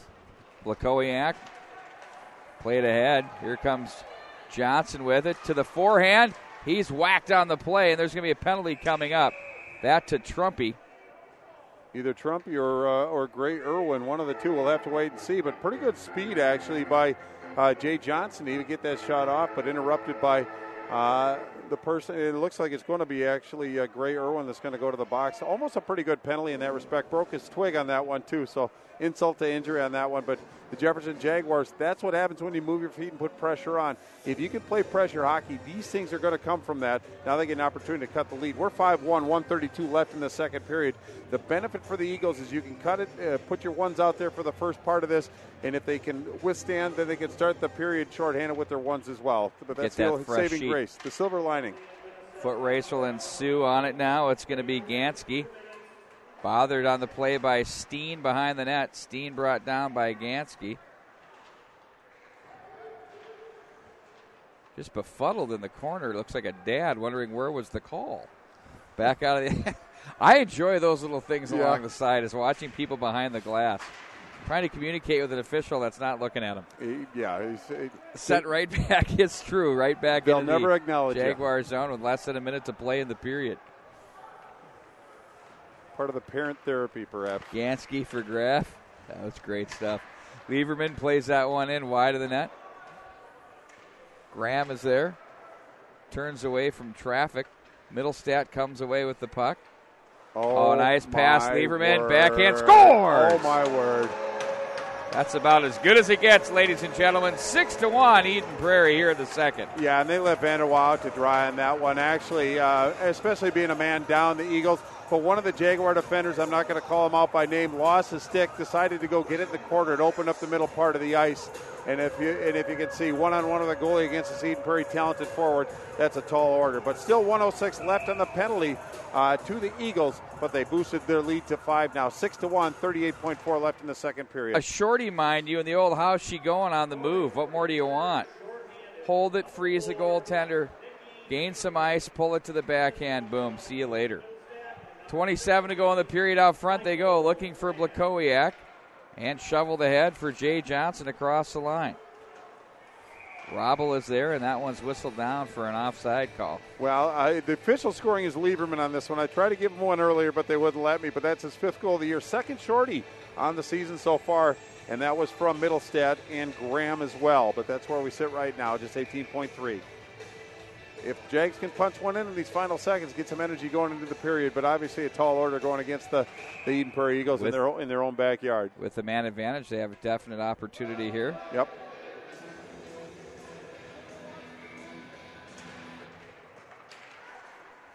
Played ahead. Did I miss something, or did this go from a 3 to a 4-man crew between periods? It was a 4-man crew. No, it was a 4-man crew all day. Two guys look exactly alike. It's the linesmen. They're about 5'3". And they're making their presence felt.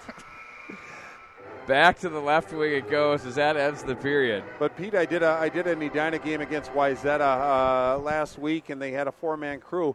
And the referee took a puck in the hand with about 5:32 left in the first period. And it became a 3-man. And then, no, it didn't. What they did was they stopped the period at that point, resurfaced the ice, added the 5 minutes on. After that 5 minutes and 32, then they took a minute break and swapped sides. It was one of the more peculiar things that I've never seen that. Absolutely, but he came back out with a splint. His chest was puffed out because he's a big tough guy. Absolutely, because he's a hockey coach. Absolutely, but it was kind of a unique situation. But wow.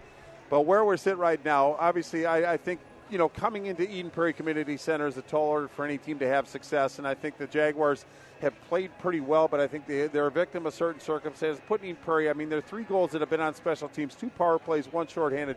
The key to having at least a chance for success against Eden Prairie in their own house, stay out of the penalty box. It's really about special teams when you get the talent levels that you can put out like that in some uncontested situations, and even on the shorty. We'll take a timeout. Eagles lead the Jags 6-1. Third period coming up.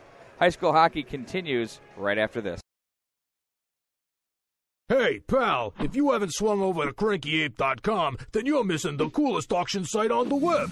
CrankyApe.com is the only joint you'll ever need for ridiculous deals on bank repos, insurance reparables, and dealer liquidations. We have everything that rolls, floats, or has an engine, and the selection changes every day. And don't worry if you're not a wrench, most of our stuff don't need nothing but a coat of wax. Bottom line, if you're born to bid, you shouldn't be monkeying around anywhere else.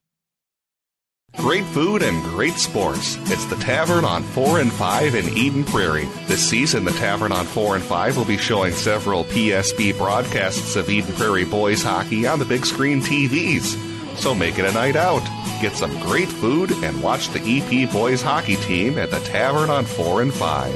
Some of their classics include the Mediterranean pizza, the Tavern turkey burger, and my personal favorite, the cheesy tater tots. It's the Tavern on 4 and 5, located just blocks from Eden Prairie High School. There comes a time when even an all-star assister can use some assistance himself. Do I need to be worried about identity theft? Everybody does. So that's when somebody tries to use my name? My likeness? Yes, sir. Like if they try to look like me, but with a fake mustache? Yeah. And glasses? Yes, exactly. I think I'm gonna need some help with that.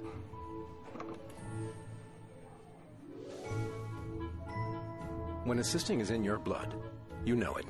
Shop and save with Brandy Warmbier's State Farm Insurance Office in Eden Prairie, a local connection at a lower cost. BrandyWarmbier.com.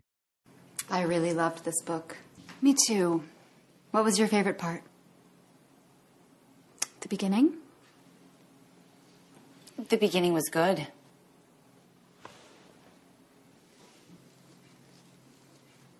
Did anyone actually read the book? I really like this wine. You don't need a book club to drink wine with friends. Great wine and globally inspired food at Noodles & Company, your world kitchen. The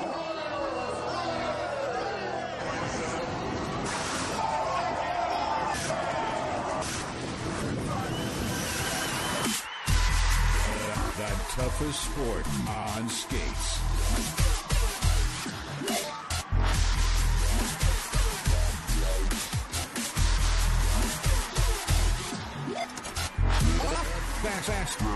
Fastest sport on skates. Quebec City, Canada. Germany. Jyväskylä, Finland. St. Paul, USA.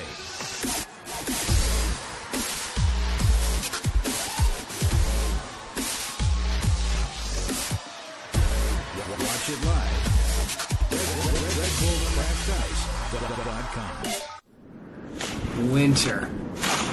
Yeah, give me a break. It's never too early to think green. Springtime lawns and savings. The Mulch Store is a great community resource for landscaping and other landscaping materials. Coming soon, the Mulch Store will be offering its in-store products online. MulchStoreMN.com.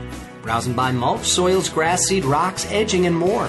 Everything you need to make your neighbors green with envy. The MulchStoreMN.com. Store locations in Burnsville, Minnetrista, Rosemount, and Shakopee.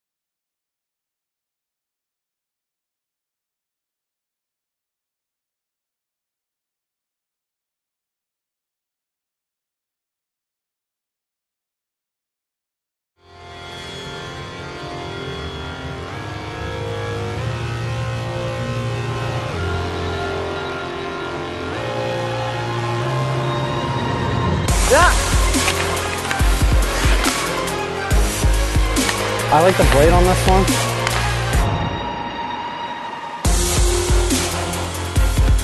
Woo! Ripping. Come on, showtime. Nice.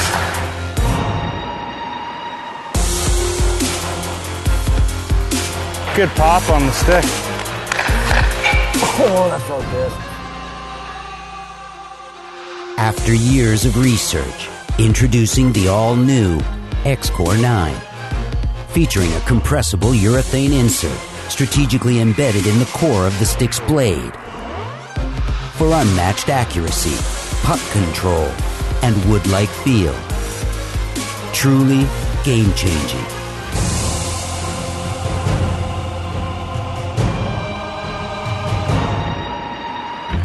Hey, nice shot, nice shot.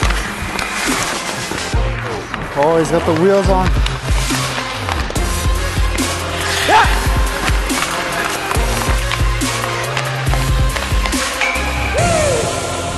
True sniper.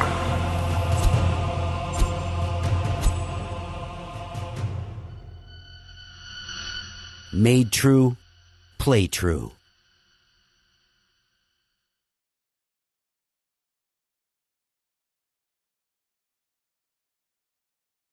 Jim Mordine with Corporate 4 Insurance is your one-stop shop for business and personal insurance. With over 30 years' experience, Jim knows the importance of personal relationships and actually getting to know his clients so he can find the right, customizable protection for everything that's important to you. Plus, Jim is an independent agent, which means he's able to shop for the best rates among more than 100 A and A+ rated carriers. Jim also believes in giving back to the community. As the parent of an Eden Prairie High School athlete, he volunteers with the Eden Prairie High School Band, Eden Prairie Hockey Association, is an active member of the Eden Prairie Chamber of Commerce, and supporter of the Pinky Swear Foundation. That means you know you're working with someone who knows the community. So start saving on protecting everything that's important to you by calling Jim Mordine with Corporate 4 Insurance, 952-746-3075, online at betterminnesotainsurance.com.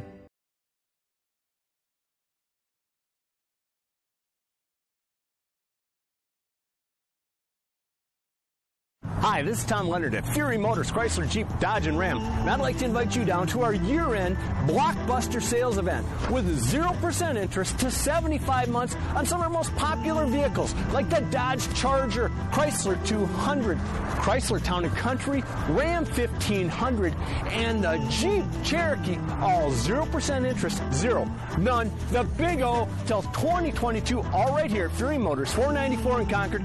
Don't miss out today. Stream your games in HD like the pros. Have a game you want streamed? PSP is here to help. PSP offers its HD streaming services to meet your request, whether you want one game, a tournament, or even an entire season's worth of games live streamed. Every broadcast features professional play-by-play announcers, instant replay, on-screen graphics, multiple camera angles, and much more. Plus, you can even make money from broadcasting. By having PSP stream your games, you create an opportunity to bring in additional revenue to your team or booster club.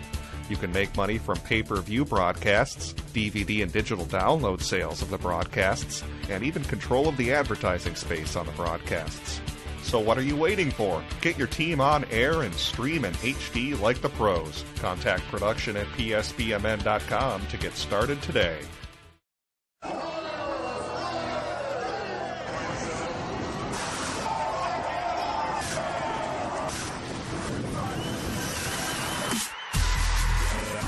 Toughest sport on skates.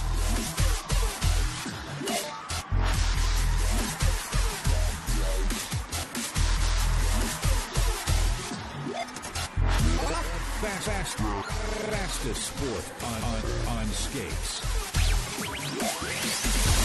Quebec City, Canada. Germany. Jyväskylä, Finland.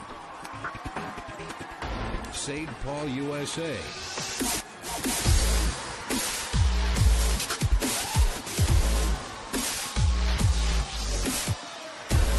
Watch it live.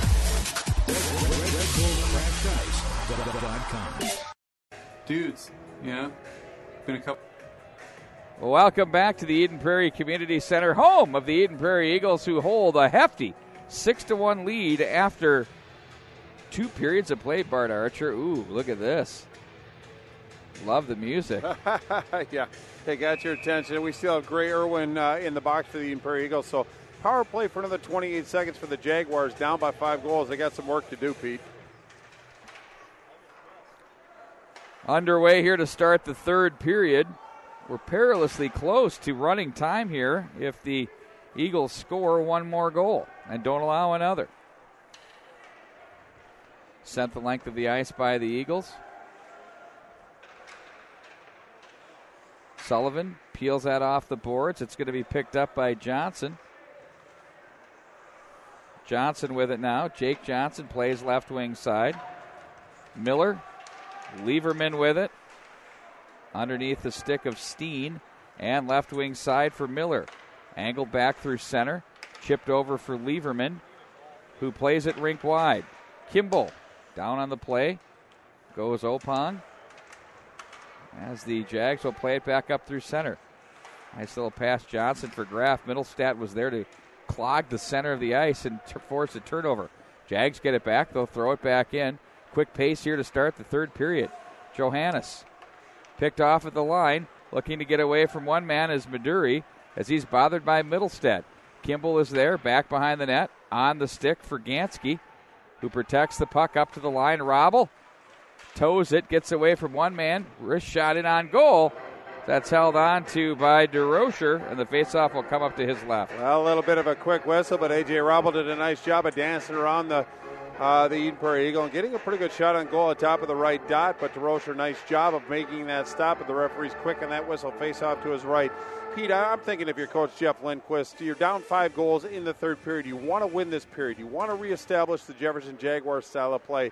Right now they're reacting. I think they're a little shell-shocked because every time they turn, Eden Prairie's coming down in a rush. I think he just wants to get back to basics, get back to playing good, solid Jefferson Jaguar hockey. So they have 15 minutes and 27 seconds to establish that, but I think they're eager to get back to big. They've been on the road for 8 games so far, and then they're going to have 6 more at home. So things are going to change for them, but they want a little bit momentum. That's quite the run. Indeed. Middlestat races up the middle, lost the handle, gets between the wickets, but not enough to get into the net. Vandewa was there to make the save. Well, the dangerous thing about that is Middlestat, the puck kept moving forward. Middlestat skated by the puck, and the puck continued as Vandewa had momentum going back. So a good timely whistle on that one, but he kept the puck out of the net. But boy, if you're a goaltender and you see Middlestat coming down with speed like that, you have to be back on your heels a little bit.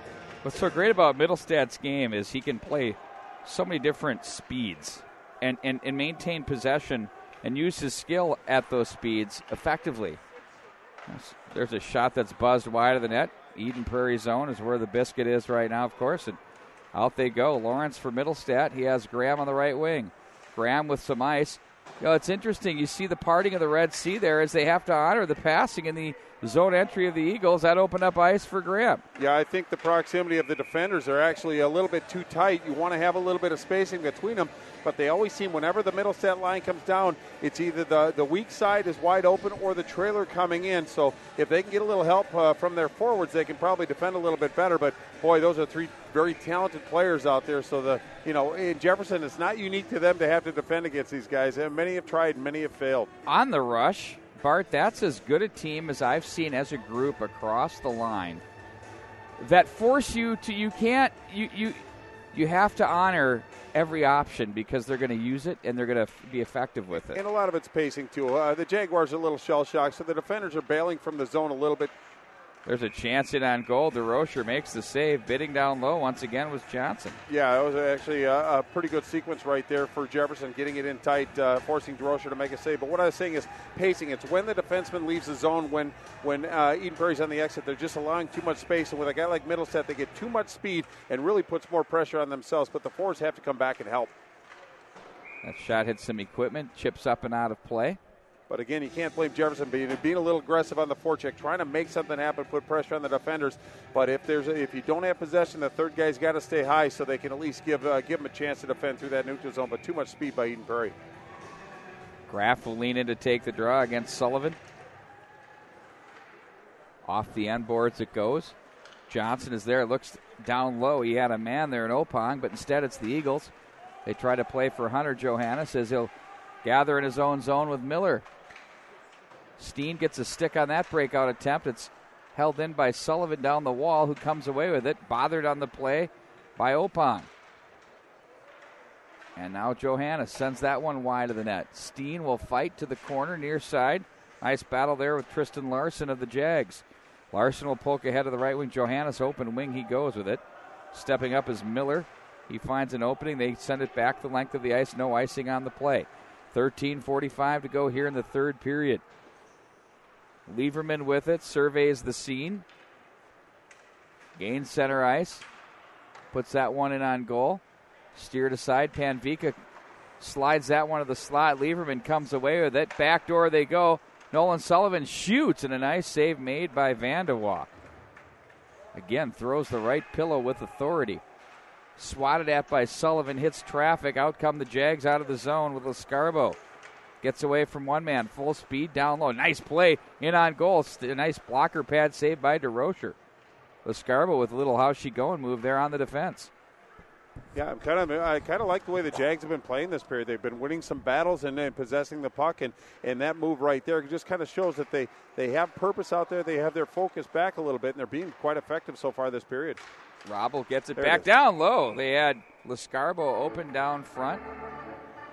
And I don't really think it's because Eden Prairie's actually letting up at all. I just think that there's more pressure involved in the Jaguars game. They're working a little bit harder, but they're getting rewarded for their efforts. They're getting some opportunities, but a little bit more zone time than we've seen in the previous period. But here we are, 6-1. Eden Prairie Eagles holding on to a 5-goal advantage.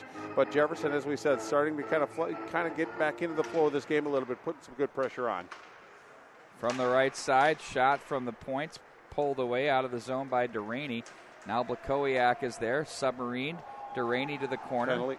Collides with Miller. Off the ice goes the goaltender DeRocher, and possession to the Jags, and the power play employed once again by the Eagles. And it's going to be a tripping penalty. I think it's going to be to Jake Johnson, the senior defender for this Jaguars squad, but that's what speed can do, and I think that this is one of the quicker teams I think that the Jaguars have faced. Anybody that plays Eden Prairie has to respect their speed, but what generally happens is they're very good at putting pressure, putting you back on your heels, getting you on your horse, and then they do the misdirection. I think he just got caught in the wickets, but he's going to spend 2 minutes in the box. But Eden Prairie back on the power play. They've already got 2 power play goals so far this game, and their numbers are getting bigger, but they have to be around the 30% mark on the power play now. Middlestat leaves off for Graham. Back for Middlestat, gets away from Graff. Finds Graham, puts on the brakes. Middlestat. Boy, how about these two for a package at the collegiate level? Wouldn't that be great if you could have landed them together? And don't undersell Lawrence, and I know you're not, but boy, all 3 of the forwards on this team, and then you got Lieberman out there as well, but there's a lot of skill and talent on this team, and then you throw Sullivan in the mix too. It's just a wealth of riches. Absolutely. Graff with the draw for Robble. Lieberman at center. Back over for Graham to Lieberman. Now Graham once again.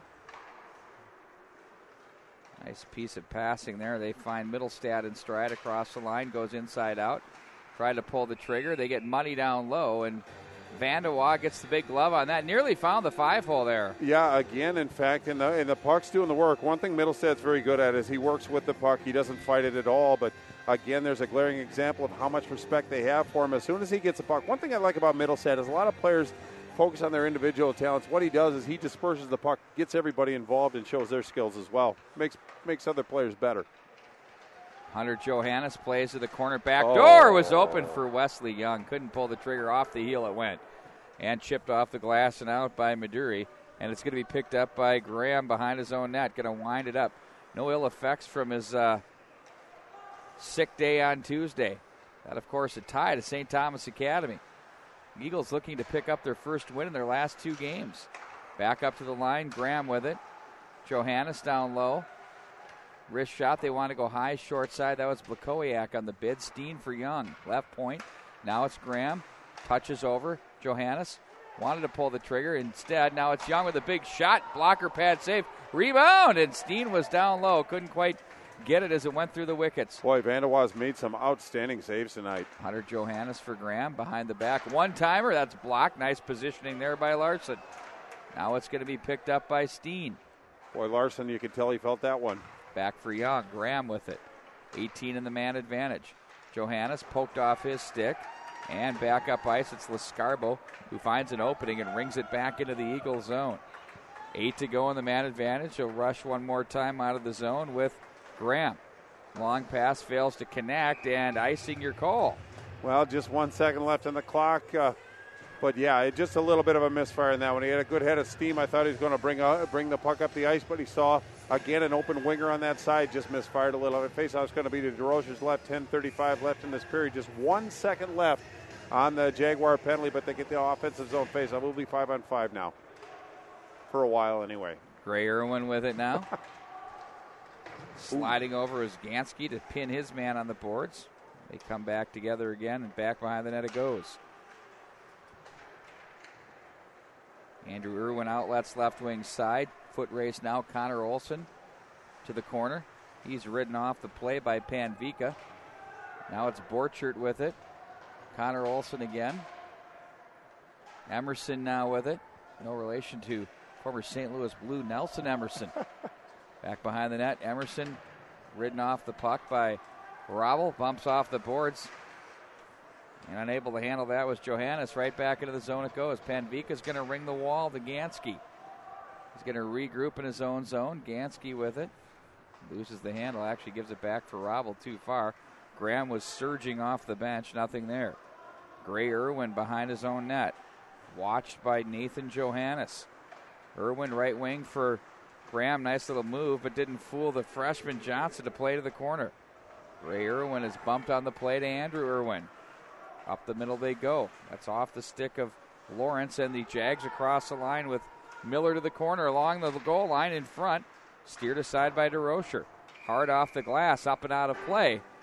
And will face off back to the right of Sean DeRocher. Well, and I'm not trying to oversell this, but Alex Miller did a nice job of actually getting in the zone, putting some pressure on. He's really played a pretty solid game tonight. He's had a tall order to defend against the big boppers from the Edenbury squad, and I think he's responded quite well. Good things to come from him in the future for sure. Off the face-off, DeRocher's there, gets the blocker, cleared to safety. Johannes takes the pass from Sullivan across the line, and down low they go, steered aside by Steen. Now it's Sullivan back for Johannes. Stopped cold in his tracks by Miller. The 2-on-2 battle ensues off the left side of the Jaguar net. Nolan Sullivan with it. Now it's Hunter Johannes. Bothered on the play. That hits the Jaguar player Jay Johnson in front.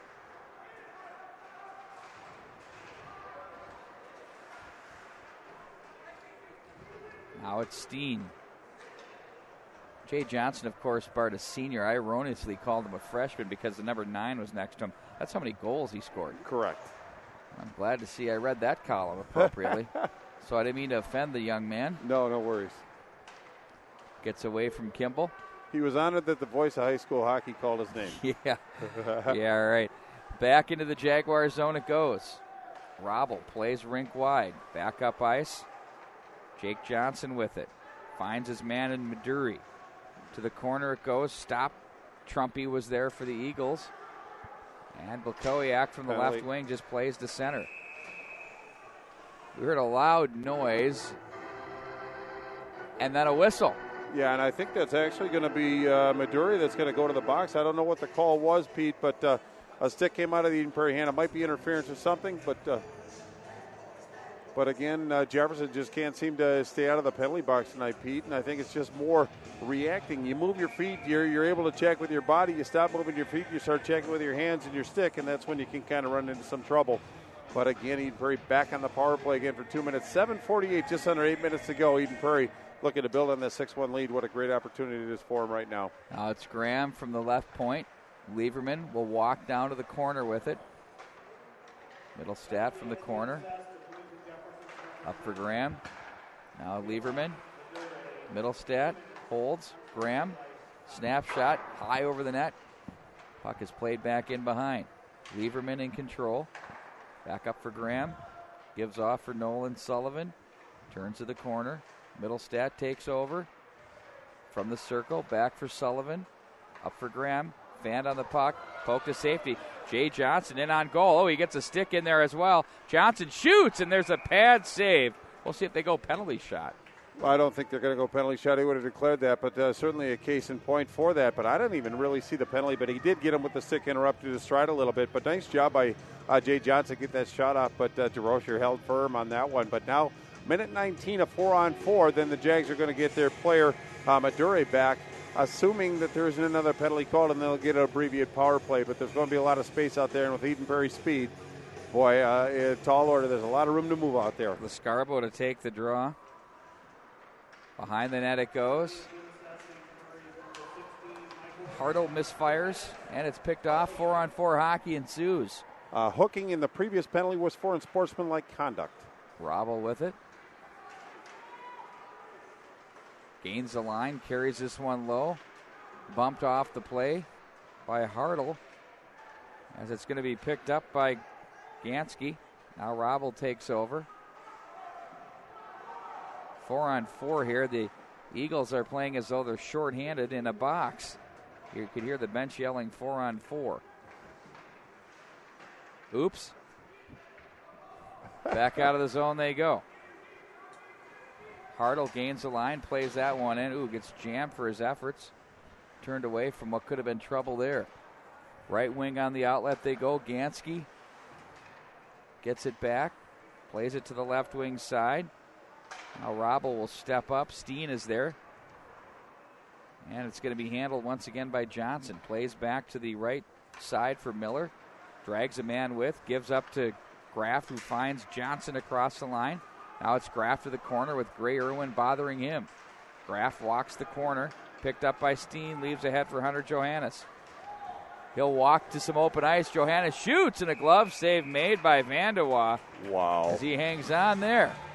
Well, a little extracurricular. That's something that you really don't like to see. Johannes did a good job of actually getting that shot off, but a bigger save by Vandewa on that one. Tried to go glove side about a foot and a half off the ice, and that's indeed a challenge for any goaltender, but he made that save look pretty easy. He's made a couple big saves tonight, and then after a little bit of extracurricular, boy, you'd like to see that kind of cleaned up out of this game, but faceoff is going to be to Vandewa's right. 5:40 left in this game. 34 seconds left in the penalty to Michael Graham.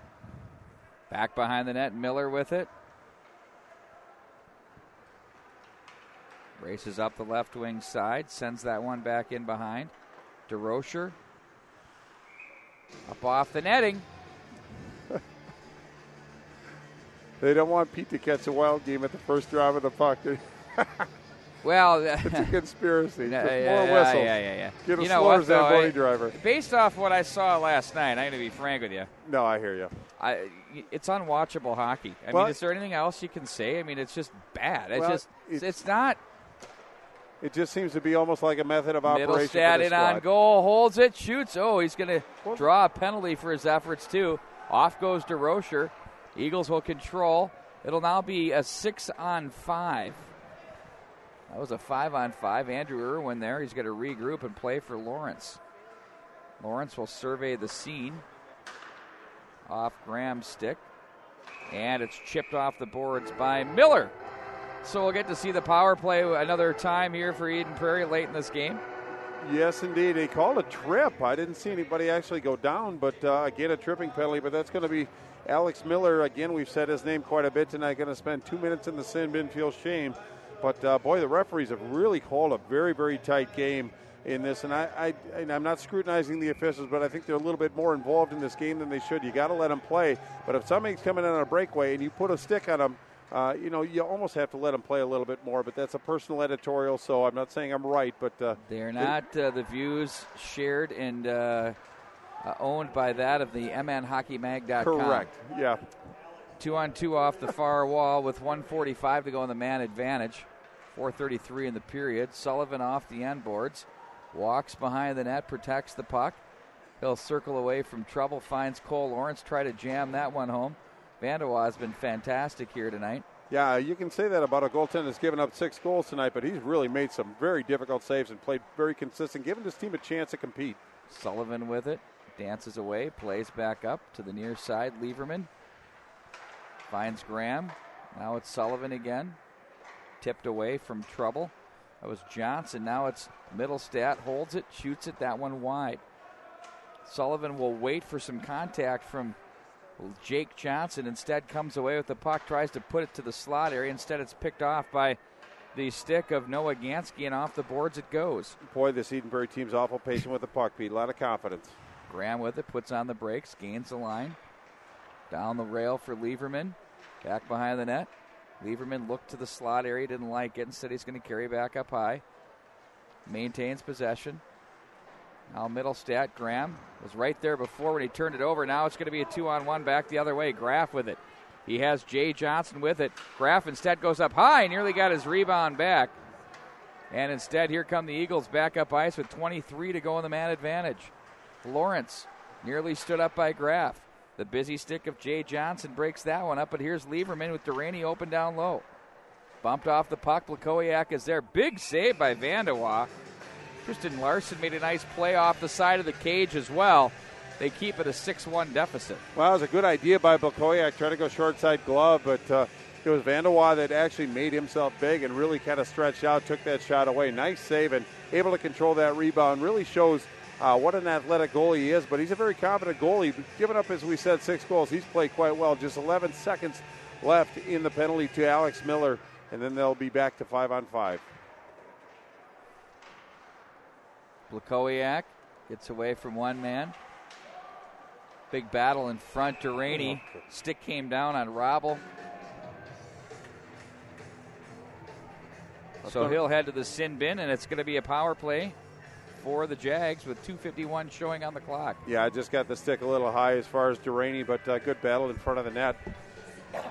But Pete, this is a game where you look back on this. If I were Coach Lindquist, obviously I'm not, but I'd feel pretty good about the way that his team's competed. They've had a couple walls in this period as far as energy level, but they're still battling. They're still trying to win some battles, but obviously you just got to stay out of the box. But if you get a power play, you got to get some shots on goal. That's something that's been lacking on this Jefferson. Definitely would like to have that goal back. That would have put the second one on the board for them and maybe change a little bit more of the momentum or the energy level for them in this game. I think you're absolutely right. In fact, they had some good energy, and then to have the face-off outside the zone, you could feel a little bit of a lull in that energy, and they were just not able to recoup because Eden Prairie just is all over you too quickly. Eagles will find that one sent at the length of the ice. It's Graff. Plays too far, and Harda will play that one down. Looking ahead to section play. St. Thomas Academy, Rosemont, Burnsville, Jefferson, Eastview, Eastridge, Apple Valley, Egan, Park of Cottage Grove, Hastings, they all reside in the same. There's a shot, nice save by DeRocher. They reside in the same section. You know, Bart, we've seen so many of these teams over the years. I think adding Burnsville and Bloomington Jefferson to the 3AA brings in such a different feel. Yeah. Now, keep in mind, that's a section that's never played in Mariucci Arena, where Burnsville and Bloomington Jefferson would kind of get gobbled up against Edina on the big sheet. On the big sheet. Now they go to Ritter. It'll be a little different Boy, tale. I've got a proposal, by the way, a section proposal. I think that's going to make you virtually giddy. That's all a setup. That's right. We'll get you on the next whistle. Now it's Graff from the right side. Larson. Graff from the right wing had to lay that one down off the netting. You ready for this proposal? I'm in. The ice is in at the Target Center for the NCHC tournament coming up, or they're putting it in shortly. Okay. So it'll be in there for a month, let's say. Sure. You recall the Section 6 and 2AA finals there? Yeah, there were almost absolutely. 17,000 between the two. Absolutely. You can't get that at Mariucci Arena. True. And everybody hates the parking. Oh, parking's terrible. So you've got a big sheet in the parking disaster, right? Let's be honest. Okay? Actually, that went really well. So why wouldn't you have a mini section playoff that's Thursday, Friday, Saturday at the Target Center the week before the state tournament?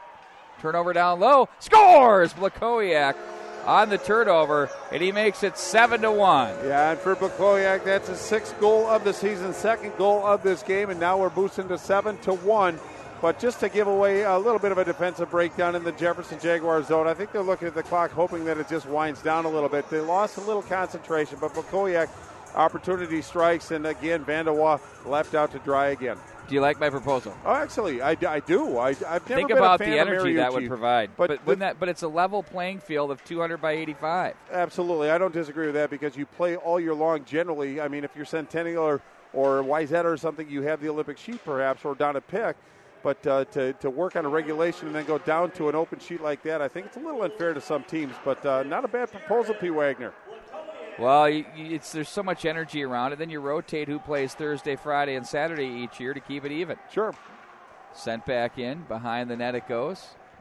But, Pete, I will say, just an observation in the waning moments of this period, I expect a little bit better representation out of these Eden Prairie faithful and Jefferson Jaguars. These are two storied franchises, and there's sparse attendance, but maybe they're all streaming it live. But Bart Archer taking a shot at the fans. Well, this is a really good Eden Prairie team, and I figured that you'd want to, because the additions change throughout each and every year, obviously, and we're not going to have the same addition as we have this year. And this is a doggone good team that's pretty fun to watch. So got to get the people out and support your franchise. And DeRocher makes the save. Time's going to wind down here. We'll see if we get one more face-off.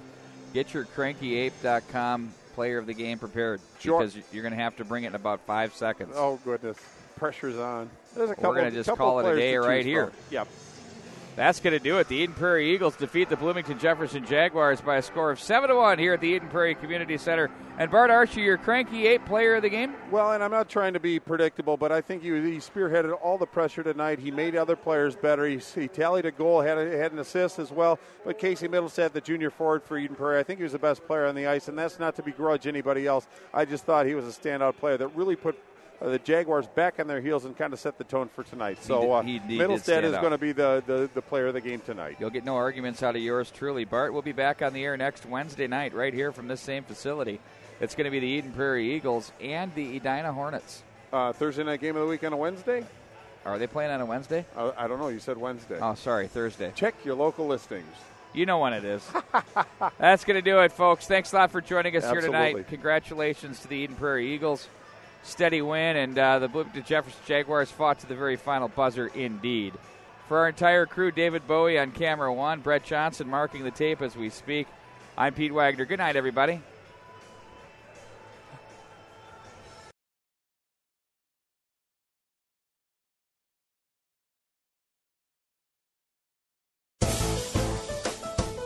Thanks for tuning in to live, local, play-by-play coverage of tonight's game.